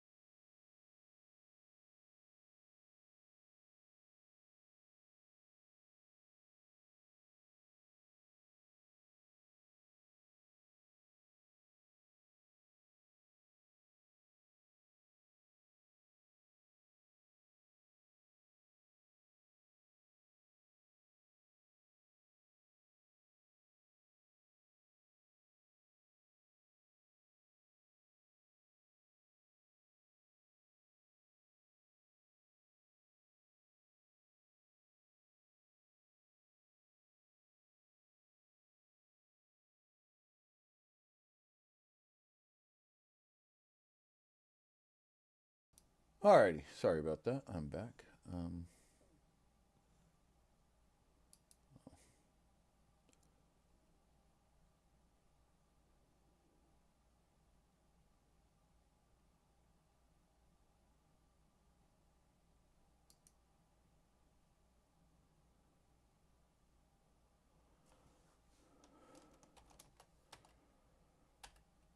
Sorry, just answering a question.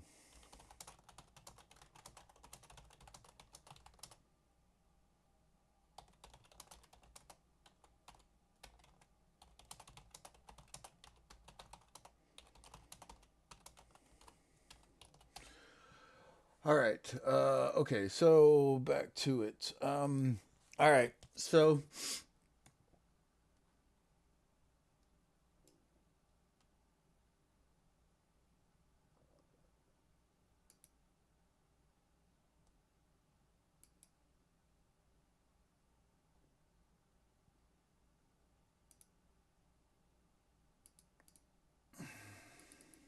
kind of debating how much of this I should show. But anyway, I guess it's our secret sauce, but I don't really care anymore.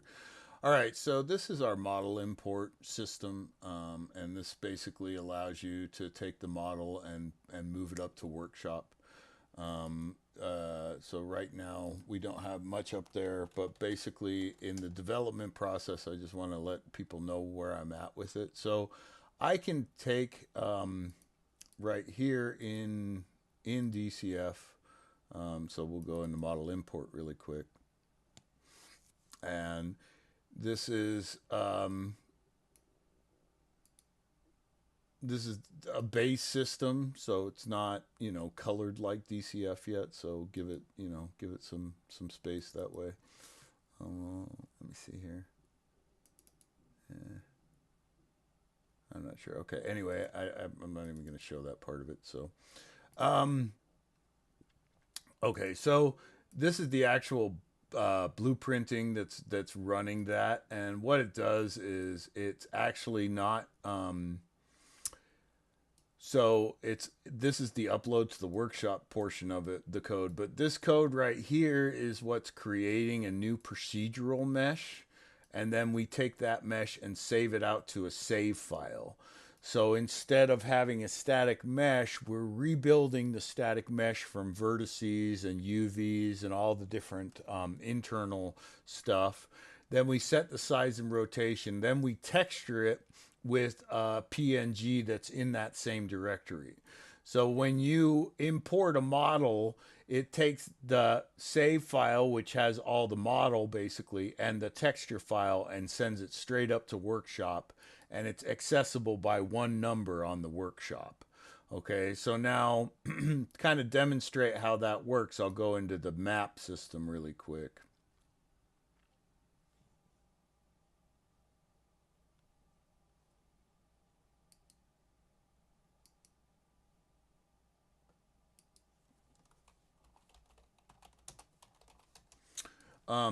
Anyway, okay,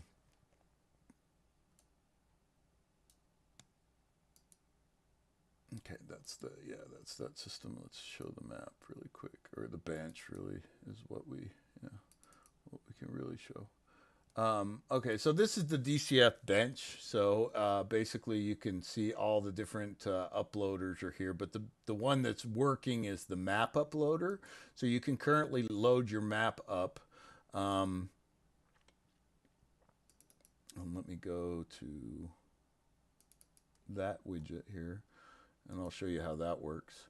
So this is the map uploader here, but what you can see is it's uploading the map from a certain directory with certain contingencies. All of that system is working, and that same system is working for models, right, for the uploading. Now for the recreation end of it, we do that at the manifest side. So that file that earlier was crashing the system, right here, that's taking the workshop content and creating maps.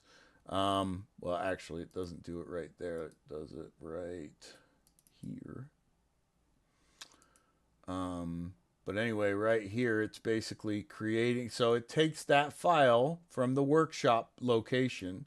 So that map loc variable contains the workshop location, and then it appends it to the file chain, and then it loads that world up. So when you go into the world, you load up the world based on that save file. And models and textures and sounds can also be done that same way. So that's how the workshop system is going to eventually allow players to upload their own models, textures, and sounds, or pictures and sounds. And by doing those three things, you're basically able to add anything you want to the world. So as we go through the world, let me show you how we're going to customize each layer of the world. So DCF core. Okay, so core is the biggest thing is your landscape. And we do that through our voxel system. So I'm going to come down here, and voxel basically is an alternative landscape that you can put down in Unreal, but it's much more configurable. And so we use this landscape index, and then in this index you have all the different layers that the land can be. And I have a material for each one of these layers. Okay. The car driving problem that we had was because each one of these materials wasn't marked as asphalt. They are all marked as asphalt right now. Eventually, you'll have, as the player, the ability to change the layer. So if you want that particular one to react like mud to cars, you can do that. Okay, so that's the landscape layer. Now, inside the landscape layers is material instances. Inside each one of these instances is a PNG texture. That PNG texture can be shared on Workshop and loaded from Workshop. So now this becomes an unlimited library of textures that you can have for your landscapes. Okay. Landscapes on top of that have foliage. Foliage is done through spawners in voxel. And so we have these spawners, and that's making this rock. The reason that foliage is so limited right now is because we need the manifest to load the models from the workshop so that you can upload foliage models to the workshop, and then you'll be able to use those in your map in the same way that I just described terrains, but now with full models. So we're in the process of, these are all things that we're actually, you're not seeing the full length of how far we are in the process of these things, but we are in the process of that you'll have 3 basic templates for foliage. You'll have rock, grass, and trees. And so those things will all react a little differently in the world, but then you can take whatever model that you come up with outside and put it in. Or if you find a model you like, but you just don't want, you want the colors or something changed, you'll be able to change the texture file and just upload that texture file to the workshop and swap it out with your custom model. So now your custom model can have 2 different skins, as it were. Okay, all built natively into the platform, all at runtime. Okay, so that is where the foliage system is. And like I say, that's done through layer spawners, and then finally you get to your actual rock spawner and all the way through. But basically, again, granularity, so the player will eventually be able to say, ooh, that rock on Workshop and that tree on Workshop and that dirt, and combine them all and make their whole world the way they see it.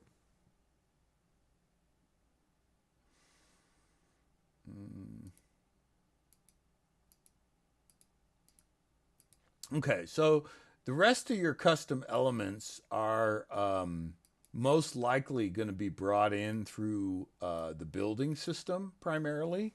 So the way the building system works right now is you have this menu and you have all of that.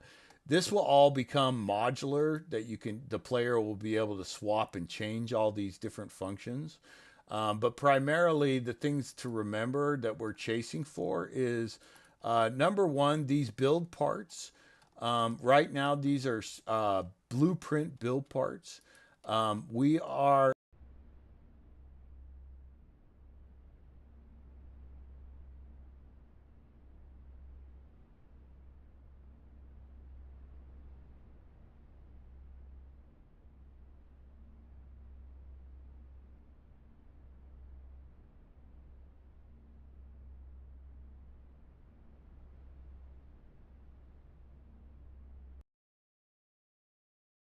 all right. You there? Okay, yeah. All right. These build parts are currently pretty much texture based, right? So you'll be able to go into Workshop and swap out the textures. But on top of that, we also are going to apply the new mutable system to this build system, or we'll find another build system that has it. Either way, the idea is that mutable parts are completely changeable at runtime and savable. We'd be able to add like a bunch of textures and stuff like that. So the idea is to take the mutable part system and merge it with a build system, probably going to be this build system, and so that the player then has the ability to basically build whatever they want.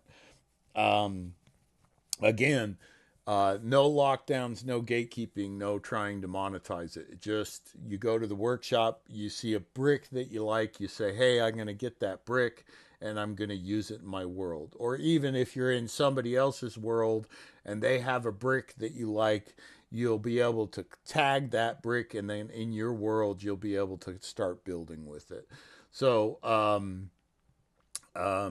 basically, that's how the DCF architecture is to be entirely open. So with the mutable characters, you'll be able to play and be whoever you want to be. With the mutable building system, we'll be able to build whatever architecture you want to build. And then with the landscape and the foliage system hooked into Workshop, you'll be able to create whatever world you want to build. And again, then at that point, play modes are what comes into play. The way that we're planning on doing that is we have a gas system that's already enabled. And so you'll be able to modularly have play modes, and then modders will be able to take those play modes and add them as a gas. And so basically if it has a problem and crashes, it won't even take down the whole game. It'll just crash that ability, and then modders will be able to create any ability that they can come up with in the gas system under the Unreal restraints. So again, completely open to modification in the future and things like that. The systems that I'm looking at putting in is the pranking system, and obviously for the vampires, the fighting system. But those systems are kind of what I'm looking to push forward. And I had always hoped that other verses would push other things forward, technology wise. But that doesn't seem to, or at least I am no longer going to count on that happening. So at this point, I am just moving forward with my verses and what I want to see happen. But again, that's my step to 2.0. If you have anything that can help me with the bugs or anything like that, please reach out. I would love to hear from you. And then, yeah, just in a quick review, once 2.0 does hit, I'll be basically stepping out of the studio in the sense of developing DCF and more in my own universes. So again, if there's something in my universe that I want and it affects DCF, then yeah, it could affect DCF. But I'm no longer like trying for marketing or any kind of revenue or any of that. It's obviously not gonna be something that other people want, but it is something that I want, and so that's the perspective that I'm coming at it with. At the beginning of the year, I've been talking to a couple different companies, and I'll probably be going off to a tech job again. So it certainly will slow down in development speed, but again, it doesn't really matter because if somebody else wants to take over, they could get going with Crunch and push it very, very far and very fast. On the AI side of things, yes, the headless server is up. Crunch has taken her first steps in that first headless world, and we're moving into bringing that live. once that's live, the media tower, to be wholly honest, will be entirely created by Crunch, and I wouldn't be surprised if it was done in a matter of hours. Yeah, things change when she goes onto that headless server in a major way, and that all kind of hinges around that 2.0 experience coming around. Um, so anyway, that's the state of things out of here, and I hope you guys all have a good Friday. It is Friday, and I hope you have good streams and all of that. And yeah, good gaming to all.